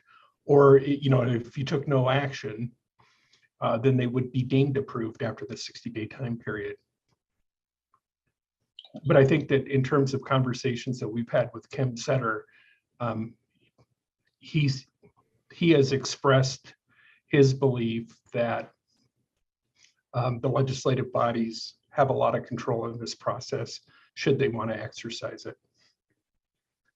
But it's kind of in the negative. It's by saying no or failing to get the 2/3 vote. Lauren? So just to clarify, if the council and the commissioners said no, then it would go back to the library commission group to suggest another person, or how would that get resolved? Yeah, they would just have to keep trying until they got something that either went the 60 days with no action or got that 2/3 vote if the council chose to vote for it. Thank you. David Farnan, did you want to weigh in on that as well? Yeah, so you have the right at any time to ratify a candidate, right? So you could take their, and I know this has happened. So candidates have been recommended, they were rejected, the establishing entity appointed someone else. And that's within your right at any time. You don't permanently, I don't believe you permanently transfer the responsibility to a library board of trustees to nominate candidates and only they can do it. You could say, we don't like these, we reject it, and here's the person who's going to be the board of trustees. Very good. Nicole? Yeah, I just wanted to say, Aaron, my understanding of this was similar to yours. What it read to me like is basically just saying, like, if you guys are lazy and don't do your job, then we just have a new trustee. But I think too that the IGA can kind of direct how the bylaws are written for this too, right? So we can be crystal clear on this point that we perceive an action as saying, no, we don't want this person to be a trustee, send us somebody else. Great point. Okay, Bob, did you have another question, or should we move into? You can go right into comments. Great. Oh, wait, Tara has a question, looks like. Yeah, do you mind just helping me out? The thing that Nicole just said, is that option 1 or option 2? I think maybe the point is that we can write into the IGA bylaws that dictate the details of how this will work regardless of what path we take.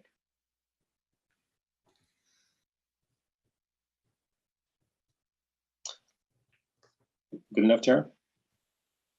Okay, Bob? Yeah, I'm, as between option 1 and option 2, I would pick option 1. Obviously, right now, the voters vote for us, and we're held accountable for the operation of the library and the funding of the library.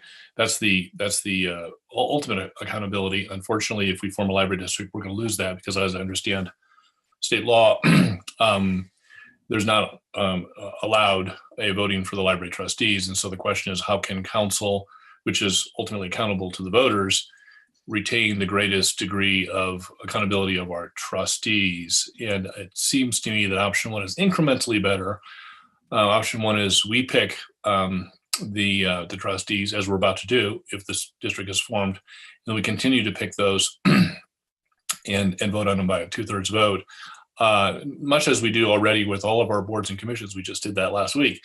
And so presumably we would go through an interview process. We'd have people come in, they would tell us why they'd be great trustees. We would vote, we'd appoint those people, as opposed to having the board self-appoint. I realize there's a ratification by council, but we've received almost 300 emails from community members who have expressed concerns of varying degrees on this. And this is one of the areas that seem to come up pretty frequently, this kind of lack of control and lack of accountability. So as between the two options, it does seem to me that option one does have at least a greater appearance of accountability, in that we get to pick the people and then ratify them, rather than having them picked for us and ratify them. Thanks, Nicole and then Tara. I think I am leaning more toward option 2 at this point, where the trustees kind of form their own group, but then we have the ultimate say over whether or not those folks are coming through. And the reason that I'm saying this is because I'm just thinking back to how much time Tara and Lauren spent on all these board appointments. Aligning schedules was often the hardest part. I think poor Taylor spent a week or two just on that part. And what we're talking about here is not just aligning kind of council schedules, but also county commissioner schedules. That just feels like a harder thing for me. And I feel like if council has the final say on saying yes or no to the people who are being recommended, that feels sufficient to me. I don't know that I feel like we need to kind of go the extra step. The other thing that I just wanted to note is I think that in here there's an engagement process as well, where we're going to be kind of getting some more feedback from the community on the IGA and that sort of thing. And that feels like kind of a, am I misremembering that, staff? Maybe you can correct me. I felt like there was a spot in here where we were going to get some more feedback from the community, formal feedback. Maybe I'm misremembering that. Somebody weigh in on that? The statute doesn't address it. So it's whatever feedback that you want to get. Okay. So it's however we want to design the process. Yep. Okay. Thank you. Yeah. So anyway, I think I'm leaning towards section 2 just because it feels, or option 2, just because it feels like sufficient for me if council and future councils have the ability to say yes or no to folks. I don't know that we need to add that extra process of doing the interviews and aligning with county schedules and that sort of thing. Thanks, Nicole. Tara, Mark, Rachel. I'm leaning towards option 2. And that is because I'm thinking back to the boards and commissions, and I feel like on council, you have to be an expert at everything, but actually you're an expert at very little. You're just, how it is. But when it comes to the library, I would visualize that the library people involved with the library would know the most about who's best for the library, rather than it becoming political. Because I would rather it not be political, but be library oriented. And so we still have the option as council, and whoever is council at that time, if they think it's a bad idea, but we might have more of a chance of it not being political if it's not picked by a city council. Mark, Rachel, Lauren. I think Nicole is correct. It's certainly a more difficult process to do option 1, but I think I still lean towards it in the following respects. It's not uncommon for boards of, this is a governmental entity, but it often happens with nonprofits, to get a little bit inbred and not reach out to look for other voices and other points of view. And ultimately, no matter how these commissioners are picked, we're going to be judged on it. It's going to be council's fault if there are bad commissioners, whether we ratified them or we selected them. So in my view, we might as well bite the bullet and select them. I believe in the good faith of any council and county representative sitting. We're going to look for library people. We're going to look for people with experience in the field. And if I'm going to be held accountable for the performance, I'd like to have a little more say in who is performing, that's creating the accountability that I have to undertake. So although Nicole is quite correct, it's really more of a pain to do it that way. I would still prefer to do it that way. Okay, Rachel, Lauren, and Matt. I don't care a ton about this, if I'm being very honest. It seems like either one's going to be just fine. So I'm just going to come down on the side of consistency and I think we should consistency with how I think I've been in the past, and I think that that path for me is option 2. But I honestly, I guess I don't understand. Like, is this some of this exercise to have like our opening salvo of what we're taking to the county, and then they will weigh in, and then we'll have a group conversation around it? Because honestly, if commissioners feel very strongly about it, that's going to influence me. So I'm a little bit confused about like the process as well. So my inclination is don't care too much. I'll go option 2, just, for consistency with past votes of mine. And if this is something commissioners feel strong about, say, like, I will defer there as well. Lauren and then Matt. Thanks. I also am more in support of option 2, both for the reasons sort of Nicole and Tara brought up, as well as it seemed like that was the way that the majority of the example districts had also done it. And so if it's good enough for, no, I just think that if it's not broke, and the idea that council and the commissioners would retain ultimate control does leave me with enough comfort. All right, Matt. Thanks, Aaron. I will, I think just share some of Rachel's perspective that at the end of the day, we still retain control, the mechanism in which the candidates funnel to us. I'm a little agnostic too, but I do think it's important that for the sake of consistency, we've spent through boards and commissions and other conversations of trying to whittle down our micromanagement of a lot of apparatuses and processes within the city so that we can be focusing on more long-term strategic decisions for our community. And so I feel like as we talk about unleashing the freedom of a library district, it's kind of like sending a kid off to college and saying, go explore the world, but here are all the conditions in which you still must live in the house. And so I think we need to kind of allow that freedom to exist. And so having them nominate and then us ratifying, to me, seems like the best path for us to still retain control, but not be totally micromanaging and overdoing our commitment to too many processes. All right, I think that leaves me. So I think we have a direction to move towards option 2 based on people who've already spoken. This is another one where I feel like the district can be very successful either way. And like the last couple of people who spoke, I'm kind of agnostic about it. Like, I feel it can be successful either way. So I'm perfectly fine with option 2, given that we would retain ultimate authority to approve. But similar to what Rachel said, like if this becomes a sticking point in the negotiations later on, I'm perfectly fine if it moves to option 1 instead. So it sounds like we got a majority to go with the trustees recommending new folks, and they would then be ratified by the council and commissioners. Thank you. Emily, can we bring up the third question for council? Oh, what options for the timing of dissolution of the district? So again, those options for you are several slides down, or one slide up, or two slides up, I think. Yeah, if we can go back to those on the slide, I think that'd be helpful.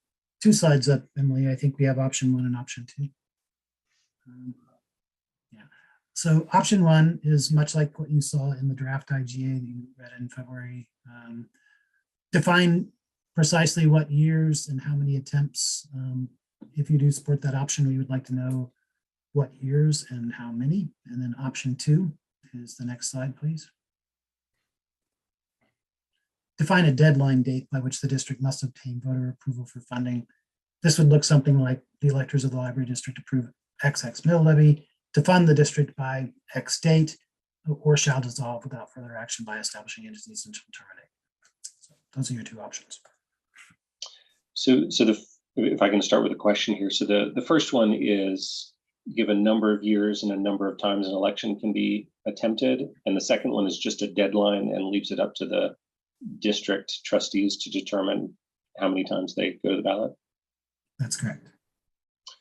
Great. And so here's what I would suggest is that, well, let me know if you have any follow-up questions in a minute here, but what I would suggest is that we start by saying, do we want to go with the first approach of how many years and how many votes, or the second approach with a deadline?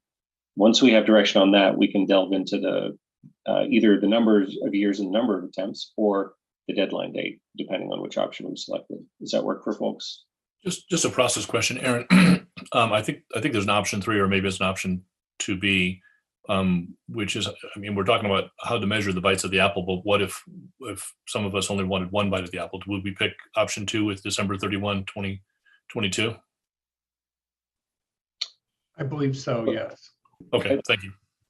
Could you not also do option number 1 with a 1-year time frame and a 1 vote allowance? Sure. I just want to be clear because I don't think there's much difference between option 1 and option 2. It's just the measuring, and I think the broader question is how many goes at it. I think that's the real question, not whether you measure it in number of votes or by the calendar. I might actually suggest if people wanted to go that way, that option 1 is the one that says specifically how many years and how many allowed votes, right? So that if you wanted to take that approach, I mean, David, correct me if I'm wrong, it seems like that's included in option 1 and it would only be implied in option 2. Yeah, well, and I'll just maybe go by example. So like the language that you see it for option 2, this is what Lions did when they formed the Lions Library District. It was just that they said, you've got 3 years to do it. You know, of course, the first vote was set with, you know, the first year of district formation, but I think option 2 is a pretty common approach where you just leave it up to the district and then you set a time period. Okay. Do we have follow-up questions from Nicole and Rachel? Yeah, it's a colloquy, but if Nicole's is too, I'll mute. Yeah, it's just a clarification of this, but maybe not. I still don't totally understand the colloquy. So Rachel, if you want to go first, that's fine. Well, if I can explain it just very simply. So option 1 could be you have 10 years to get your Tabor measure passed, and you can go to 2 elections. So and the district would decide when they, you know, the district trustees would figure out you'd probably do the first one, and then they might wait 6 years to try it again. The second one, you would just say, you've got 10 years, and if you want to go every year, that's your choice. My question was just, do they have to go this year under any or all of these options? Well, there's no legal requirement, I don't think, that they do it this year. I think the typical practice is that they do. Okay, thanks. Nicole? I just had a question for staff about this. So it seemed like this was a place where the staff recommendation was maybe going in a slightly different direction than what other districts had done and what Mr. Sater had recommended. And I was just wondering if that was an accurate understanding, because it seemed like he was saying to, you know, do it where it's like you have 4 to 6 attempts, right, is what most districts have done. But then staff was saying, you know, better, simpler, just to tie it to a particular year. And so I was just wondering is it really just because it's kind of a simpler thing to say, you can try it till this point? I think option 2 is consistent with the advice that we got from Mr. Setter. That you just set a time period and you let the district figure it out. Okay, thank you. Rachel, did you have another question? Okay, so maybe we can take the slides down now. Does anybody else have any follow-up questions here? All right, so I'll invite people to weigh in, and I'll just note that, so we'll start with option 1 versus option 2. If you want to speak to how you'd implement them a little bit, that's fine too. But if you don't feel that you need to talk, I'll take a straw poll at the end on option 1 versus option 2. but feel free to talk if you want to. Bob. Yeah, well, I'm not in either option one or option two. I'm not really keen on multiple bites of the apple. We don't do that for any other tax. We just go out there and we propose the tax and it either passes or fails. So it's a little bit weird to me. I realize that some districts have done this, especially since they've had some bad experiences where the tax has been voted down. So, but if I had to pick between option one and two, I think I'd pick two because I would like to give the trustees a little bit of flexibility on when to go out, rather than telling them they have to do their elections in certain years. They may decide that this year or next year is not a good year. So I would give them a deadline. The deadline I would give was December 31, 2022. I suspect I'll get outvoted on that. But if I had to pick between the two, I'd have a hard date by which they need to get approval. I would observe that this is going to leave, if the vote fails in November, it's going to leave the library in limbo for many, many years. It's going to be like the Muni, where we kind of doing it, but kind of not doing it. And it's going to be a lot of discussion in this community. I just as soon have an up or down vote this November, like we do with most taxes. And if it passes, great. If it doesn't pass, then we're kind of done talking about it. Mark? Yeah, I understand what other jurisdictions have done, but that doesn't imply to me that that's necessarily something we ought to be doing here. And as much as we love our libraries, I don't know why we should not respect whatever the vote is of the people of Boulder. If this thing wins, that's the end of the conversation. It's done. We have an approved library district. There will be people who don't like that. Do they deserve another crack at the apple? And I think the answer to that is, of course, no. So I mean, can somebody explain to me, other than we wish to put our thumb on the scale, why we would do multiple votes on the same matter, simply to tell the community, we didn't like the way you decided, think harder. I mean, how does that work? Is there any other tax? Is there any other group in the city that is entitled to that? When unexpectedly, bedrooms are for people did not pass, the proponents of bedrooms said, okay, we get it. We still want to talk about occupancy, and we'd like to have some amendments to occupancy, but we understand that that which we proposed did not pass. So can somebody explain the rationale for saying, if this does not pass, we need to do it again and again? Well, I think the issue is not we need to, it's whether you want to allow the opportunity to. And I think that the thing that's unusual about this is, let's just say the city council wanted to run a tax measure in November of this year on something, and it failed, and maybe it failed closely. The city council could, if it chose, the next year put the same exact tax on, and maybe there would be more education and all of the things that happen in an election. So, you know, the council has the ability to do that.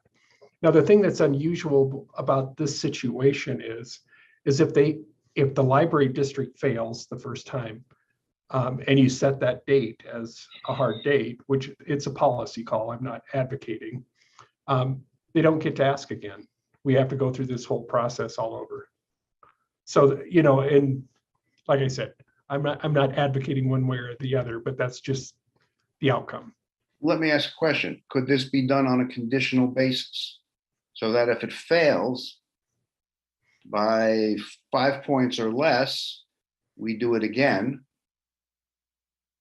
But if it loses, I'm just making up numbers, of course, 58-42, we would not have that obligation because that's a fairly definitive, a very definitive vote. But if it loses, 53-47 or 48, then we give some extra time to see if they can generate the additional support they did not have. Yeah. So I can't think of a reason why you couldn't do that, but I would probably want to run that by Mr. Setter and just see what his thoughts are, because it's a variation. It's a minor variation on, allowing it to happen at multiple elections. So Listen, and I have no idea how it will come out. I can only speak to the emails I have seen and received, which leads me to indicate, in the absence of the polling we have decided not to do, that this may be a more contentious and more closely contested election than we think. I could be wrong. I mean, if it passes, 55-45, again, that's the end of the conversation. And if it fails by 3 or 4 or 5 points, there's a good argument for doing it again, but not if it loses decisively. At least to me. I mean, then you're spinning your wheels. Yeah. And essentially, you're telling the voters you were really dumb. Now wise up and do it differently. I won't call anybody dumb here tonight. I see a lot of hands up, but maybe Janet, I see your hand, maybe you can weigh in. Thank you, Mayor. I just wanted to state 2 things. Number one, staff is agnostic on this. It's certainly a council decision. But even if you did the percentage that you're talking about, and it was decisive by the voters that they did not want to fund the district, the advocates could the next year go out and circulate a petition and get this put back on the ballot. Or, I mean, as David Gear said, we'd be right back in the same place that we are. So it's the advocates that hold No, I understand, but that's a the decision. power. That's a decision the advocates get to make, and I fully respect that. If they want to, if they lose very badly and they want to come back again, that's their right, that's their authority, and I respect that. Okay, well, I think, Mark, hopefully your question got answered. I'd like to get people's opinions registered and we can move forward to see what the direction of council is. Matt, Lauren, Nicole, and Tara. Thanks, Aaron. Mark, you posed a bunch of questions that require some unpacking, I think a little bit.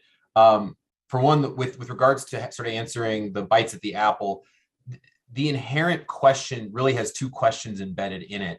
And it's hard to suss out what the community actually supports. We put something on the ballot with a particular mill levy.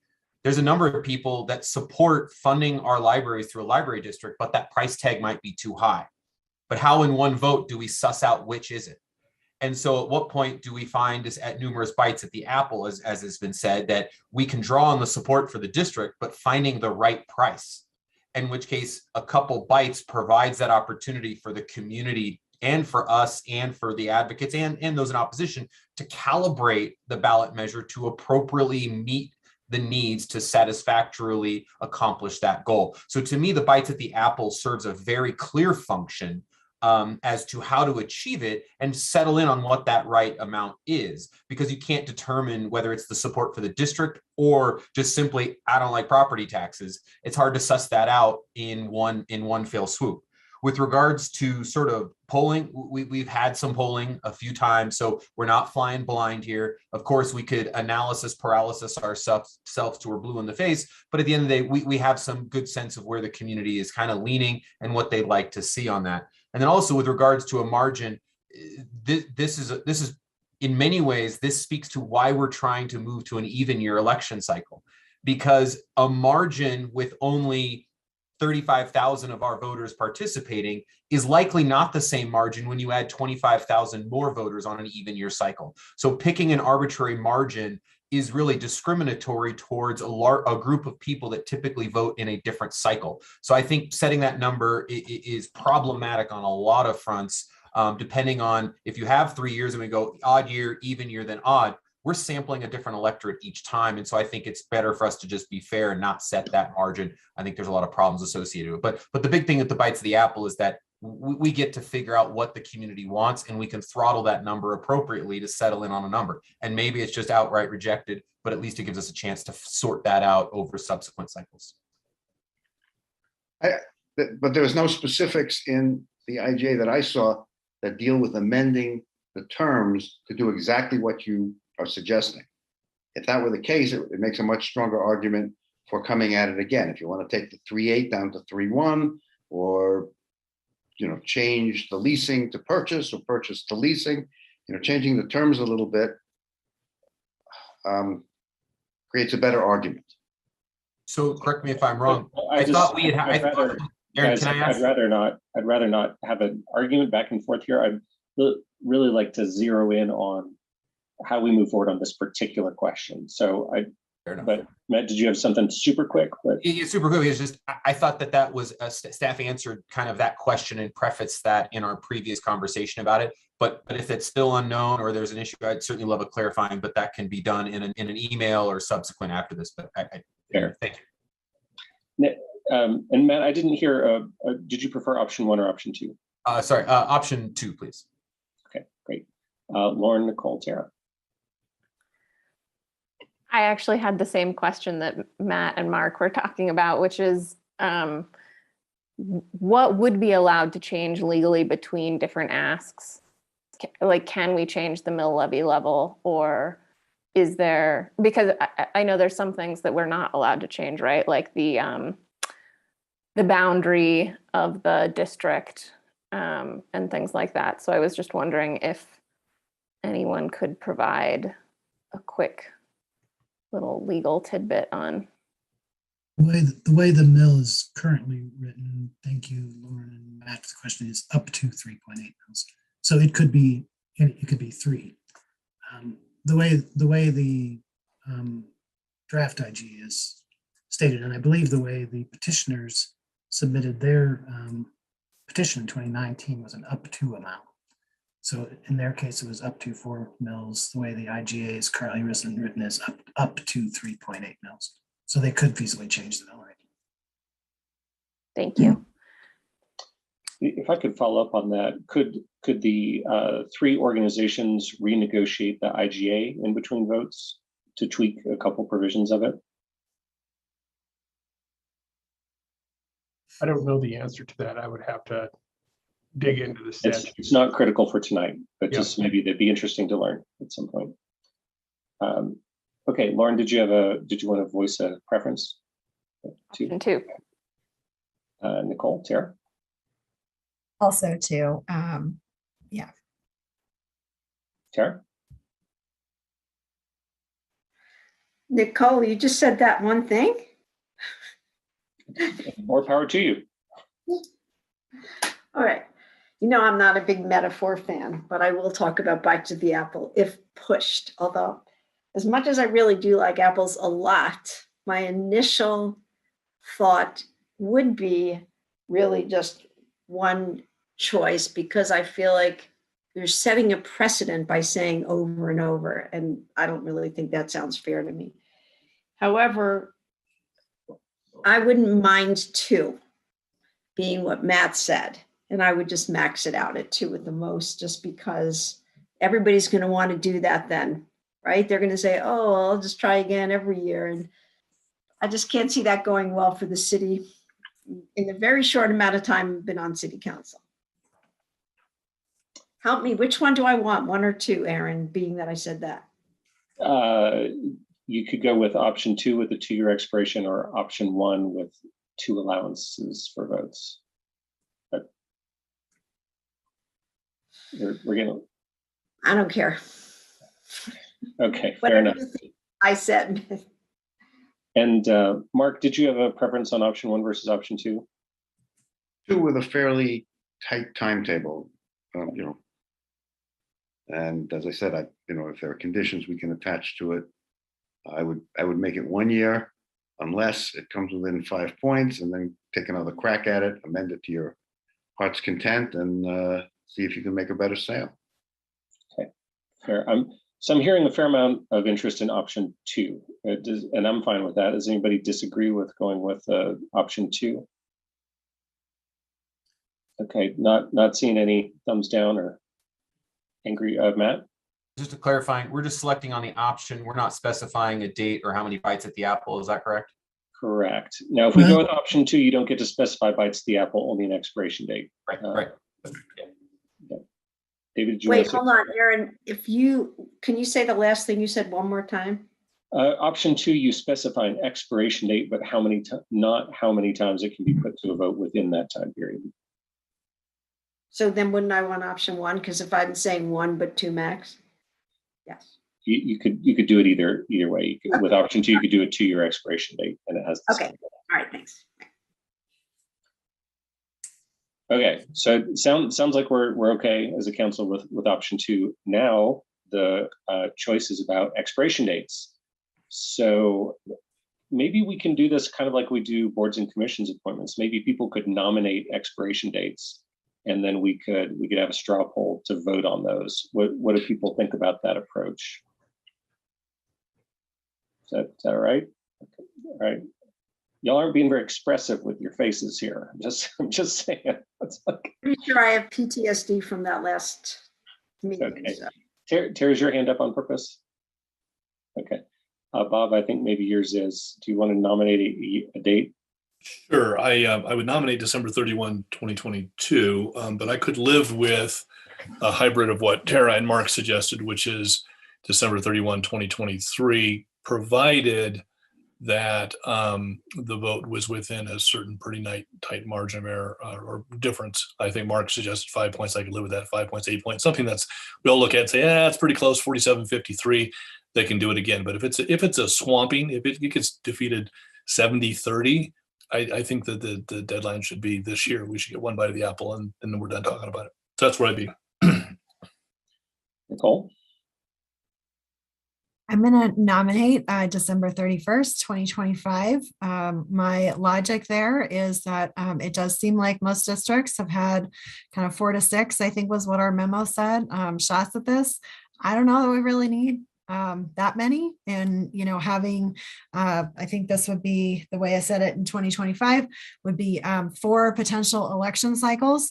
And the folks could decide they want to run every one. They want to just run, 1 or 2, or we could just be like most, almost all districts that folks investigated and just get it through on the first one. So I just don't want to. Again, my main motivation is how we can make the library district most successful and give it the best chance of success.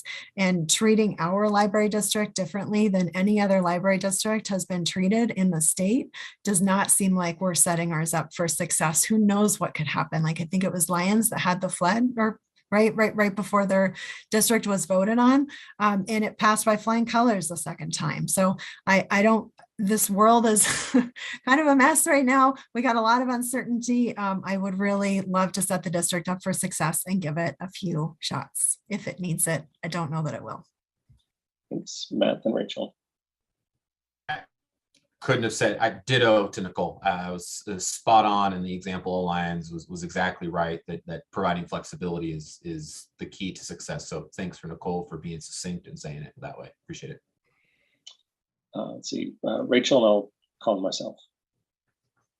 I guess we have a lot of focus on the benefits of even year elections, and I struggle to imagine that the library district will run an election in an odd year. So I would probably go 12-20-24 or 12-20-26 if we think it needs more than 2 in the 2022-2024.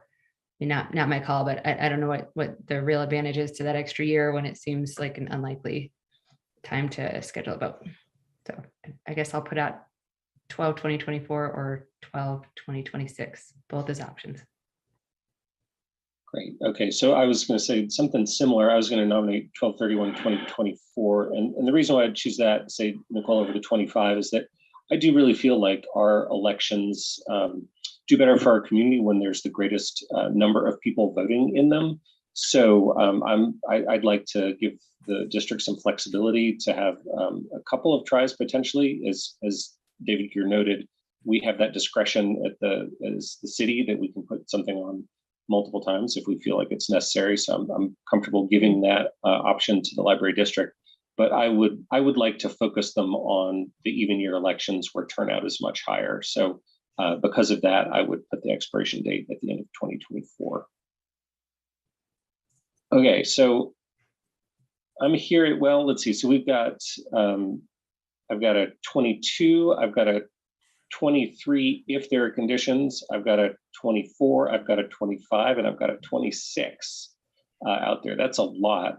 Well, we could just go through it and vote on it, and then we can drop off any that don't get any votes, and then move on to another round. I would propose to do this like boards and commissions voting, since we all have the traumatic experience of that fresh in our minds. But Mark and Nicole, do you want to add something else in?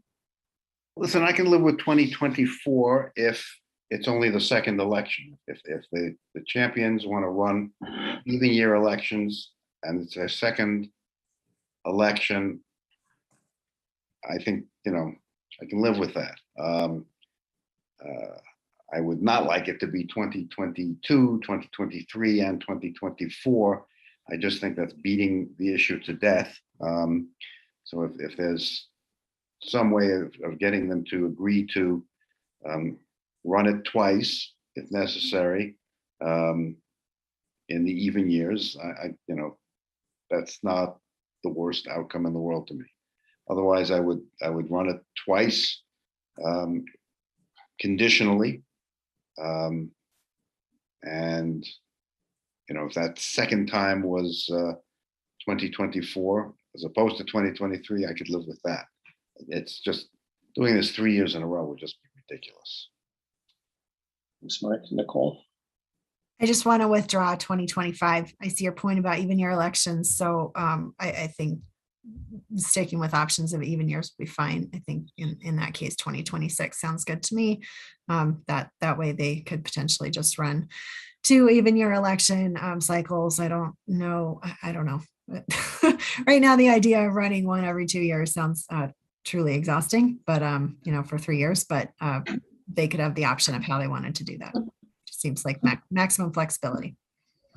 Thanks. If I can interject here with a question for David, just following up on what Mark said, could we write into the IGA that their deadline is 2024, but that elections should be held in even years? I think I would, well, my advice would be to leave that decision up to the board of trustees in terms of when they pick, because I don't know that everybody would agree that local elections do best in even year elections based on which side of the issue you're on. So it's really kind of I think that's kind of a political call. Point taken. That's perfectly fine. Matt and then Rachel.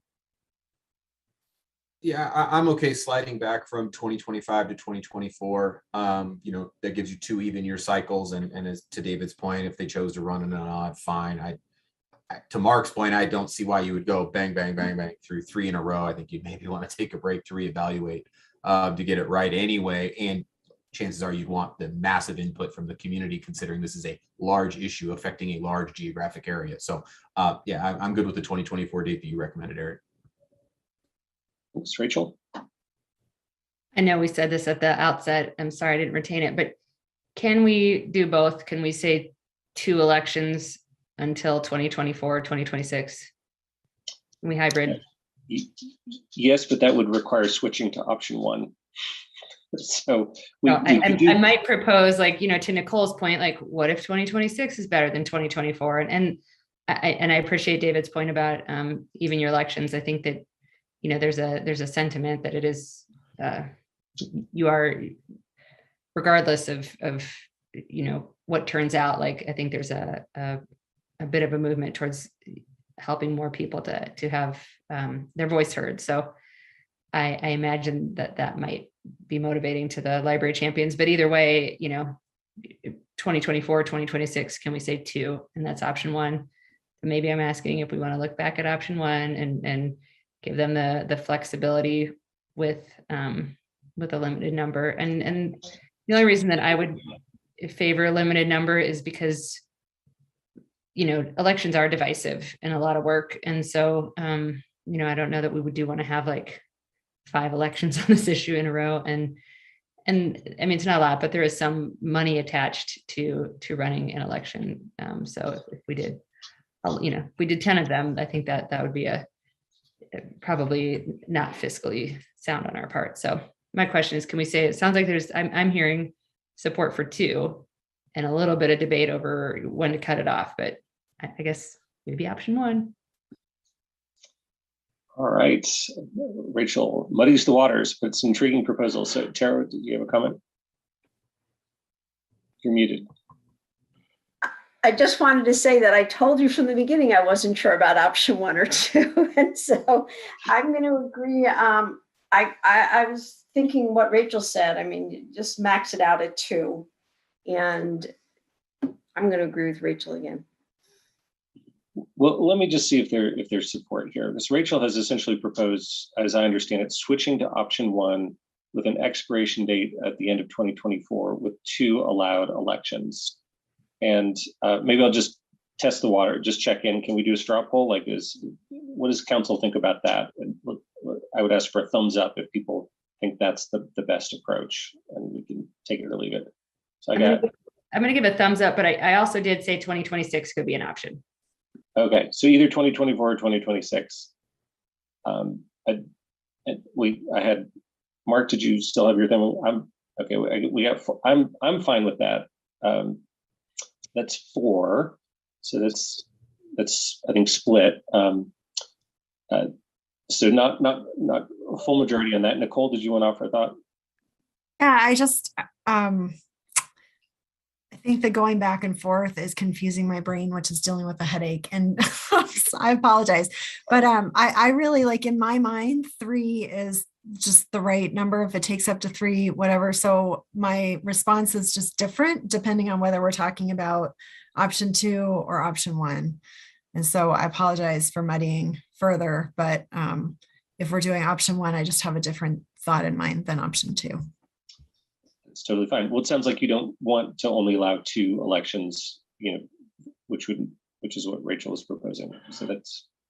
Yeah, I would just really love to give the district some flexibility in how they're thinking about it and what they're doing. And okay, so we didn't get a full majority support for that one. What if we switch back to option 2 and just put out there an expiration date of 12/31/2024, and that this is the one that I put on the table. I'm not trying to elevate my voice over others. So if people want to tell me please give us other options as well. Do it right. Tell me right now. But I was thinking of a straw poll on 12/31/2024. Are you saying 2 times only? No, that just did not gain majority support. Only 4 people were accepting of that one. So I'm now saying going back to option 2, which means there's an expiration date, but it's up to the district trustees to propose how many times they would go for an election. So it could be 1, it could be 2, it could be 3. It would be up to them. With an expiration of 12/31/2024. Would a majority of council support that approach? I'm fine with it. So I got 4 again. Okay. So we don't have a majority on that one either. Can I ask what was these option B? Bob, that was yours. You had a 2B of, do you want to explain what you were thinking with that? Well, it was really actually Mark and Tara's idea. It was really two votes, but the second vote is allowed only if the margin of loss of the first vote is relatively small. We can define what small is. Okay. Tara, do you have your hand up still? Okay, Nicole, you have another thought? Yeah, and sorry, I think I'm going all over the place with it feels just a little back and forth to me right now. Initially, Aaron, you had mentioned just kind of doing it like we did boards and commissions, where we had, a couple years, we're narrowing it down. Can we still do that? Or yeah, let's do that. I think I'm still stuck on like whether, I want 2024 depends on whether 2026 is an option, Right. So okay, let's go back to that because that's where I was going to go next. So very good. Okay, so I think at this point, I think we have 22, 24, and 26 are on the table, I believe. So maybe I'll take them in reverse order, if that's all right. And we will start with 2026. And how many people is that their preferred date? Wait, Aaron, I have a question first. Yes. And that is, if I want to, for sure, only want to do 2, are you saying that now I have to pick a year anyway? So we're going back to option 2, which had majority support from before. And Rachel's attempt to bring it back to option 1 was unsuccessful. So we're going back to option 2, which means there's just an expiration date and you don't get to specify how many elections there are before the expiration date. So, and then a reminder, I'm going to do this like boards and commissions. So after we'll vote for all 3 and the one with the fewest votes gets dropped off, and then we'll redo the vote unless there's a majority on the first round. We only get 1 vote in this, right? Only one vote in each round. So just like we did boards and commissions, what's blazoned in your memory, I know. Lauren. What? Okay, I had a crazy proposal. What if we voted first on the number of bytes that we think is appropriate, and then on the number, and then once we get the majority on that, we could determine how many years we want to spread that over. So you're switching back to option 1 here. Well, no. I just mean in terms of how we're voting, because I feel like it might get us, depending on how we answer, it could end up being either option 1 or option 2, but it's a way to get us there. If you're specifying how many votes you get, that is option 1. Unless it's also the exact number of years we decide to give for, but never mind. So if you don't mind, Lauren, I think like we did earlier, there was like a clear majority for option 2. So I'd rather not mix up. And if this crashes and burns, we'll come back to it if that's all right. So we got 3 years on the table: 2022, 24, and 26. Do it like boards and commissions. Start with 26. For how many people is 26 their preferred number year? Okay, we got 2. How many people is 24 their preferred number? We got 3. And for how many people is 22 their preferred number? We got 3. Okay, so then that means 2026 drops off and we start over again. So go in reverse order again. How many people 2024? We got 5, and then 22. We got 3. Okay. So that's got majority council support for a deadline of 24 with it left to the discretion of the district how many votes that they take, whether it be 1 or 2 or 3. That feels like will of council between all the different options we worked out. Does that feel like we fairly determined will of council? It took a little while. Rachel? I think it's the will of council. I think that it is confusing because like I would definitely like to have, if we're limiting it to those, 3 bites at the apple to 2024, I'd rather have 3 bites at the apple till 2026 or 2 bites until 2026. So it's been cobbled, and I don't know if this is something that we will get back to. Is this again the initial salvo and we talk more about it with the commissioners? And then this one has to get written into the formation on the April 5th. Okay. I think we should go back to what Lauren said and do the bites of the apple first. I think somehow we didn't understand the option 1 and 2. And so I'm not sure that this is the will of council, but if everybody else thinks it is, then it is. I'm with you, Tara. If people want us to take another crack, it's getting late, but I don't want to suppress people's voices, and we don't have another chance at this. So let's try to get through it quickly though. And could I ask if we could take a straw poll on this, on whether or not we want to change what was just done? Would that be possible? That is perfectly fine. Right. So how many people would like to re-poll on the number of bites of the apple and leave behind what we were just voting on?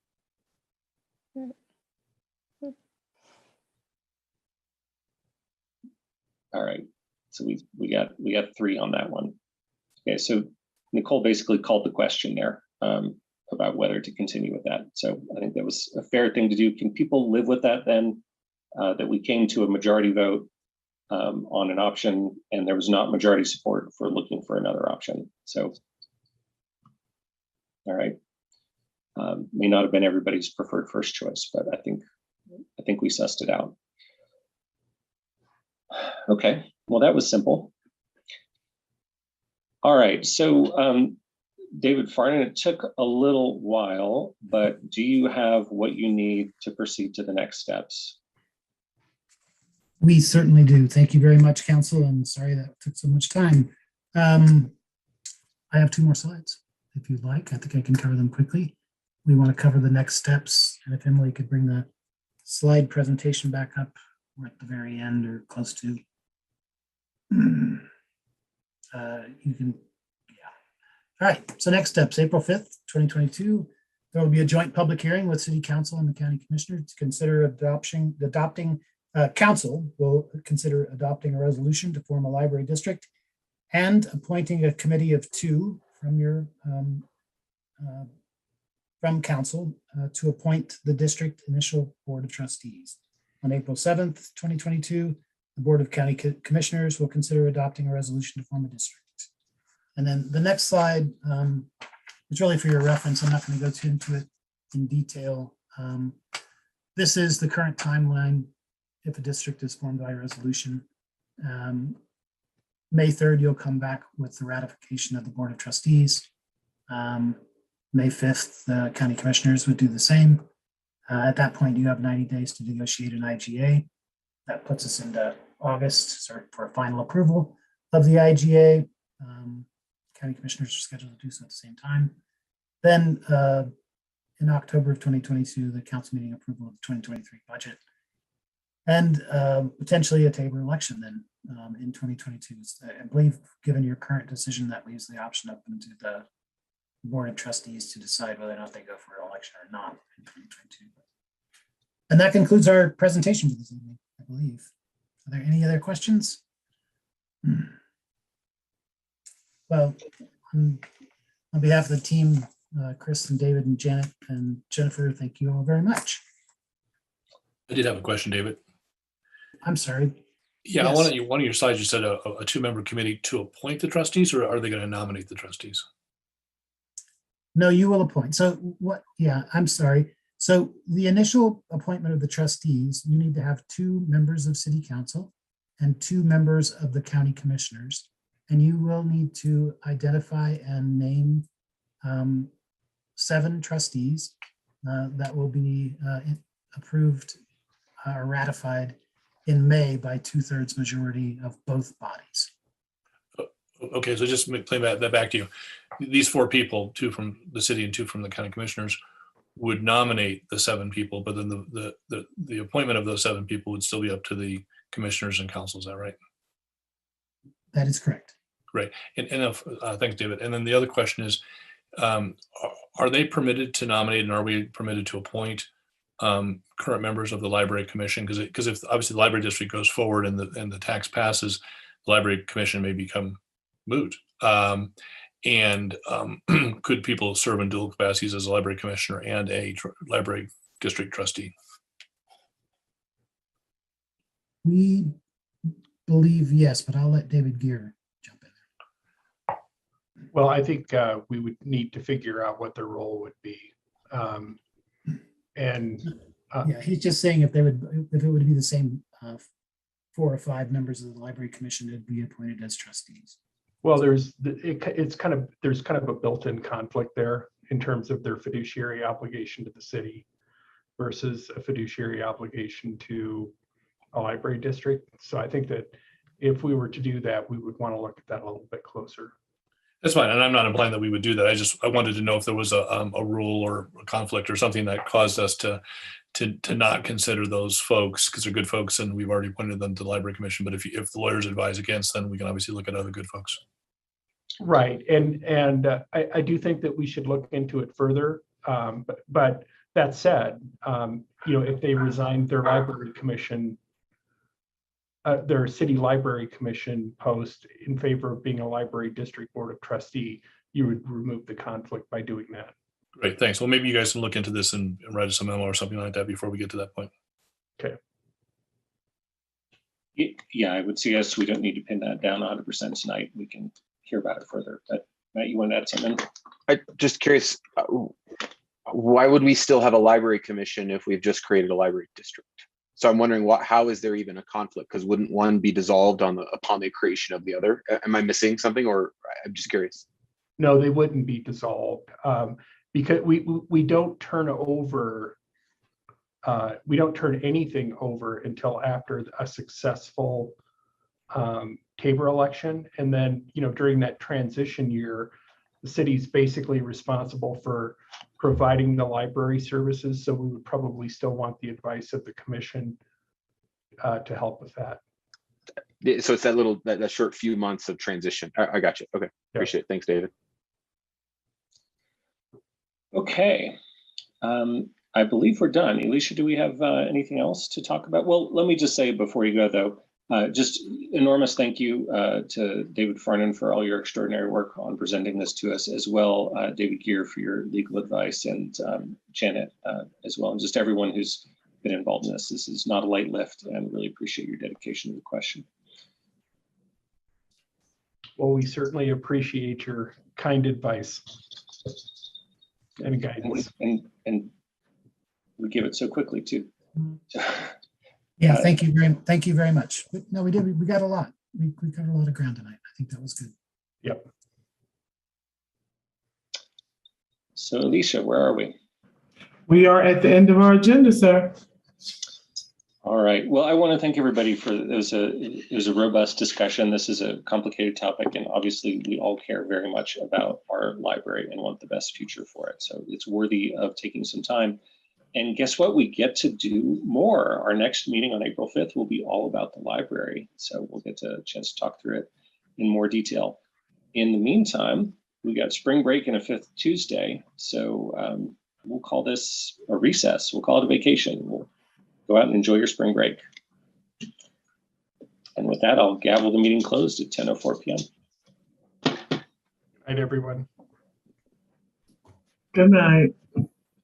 Take care.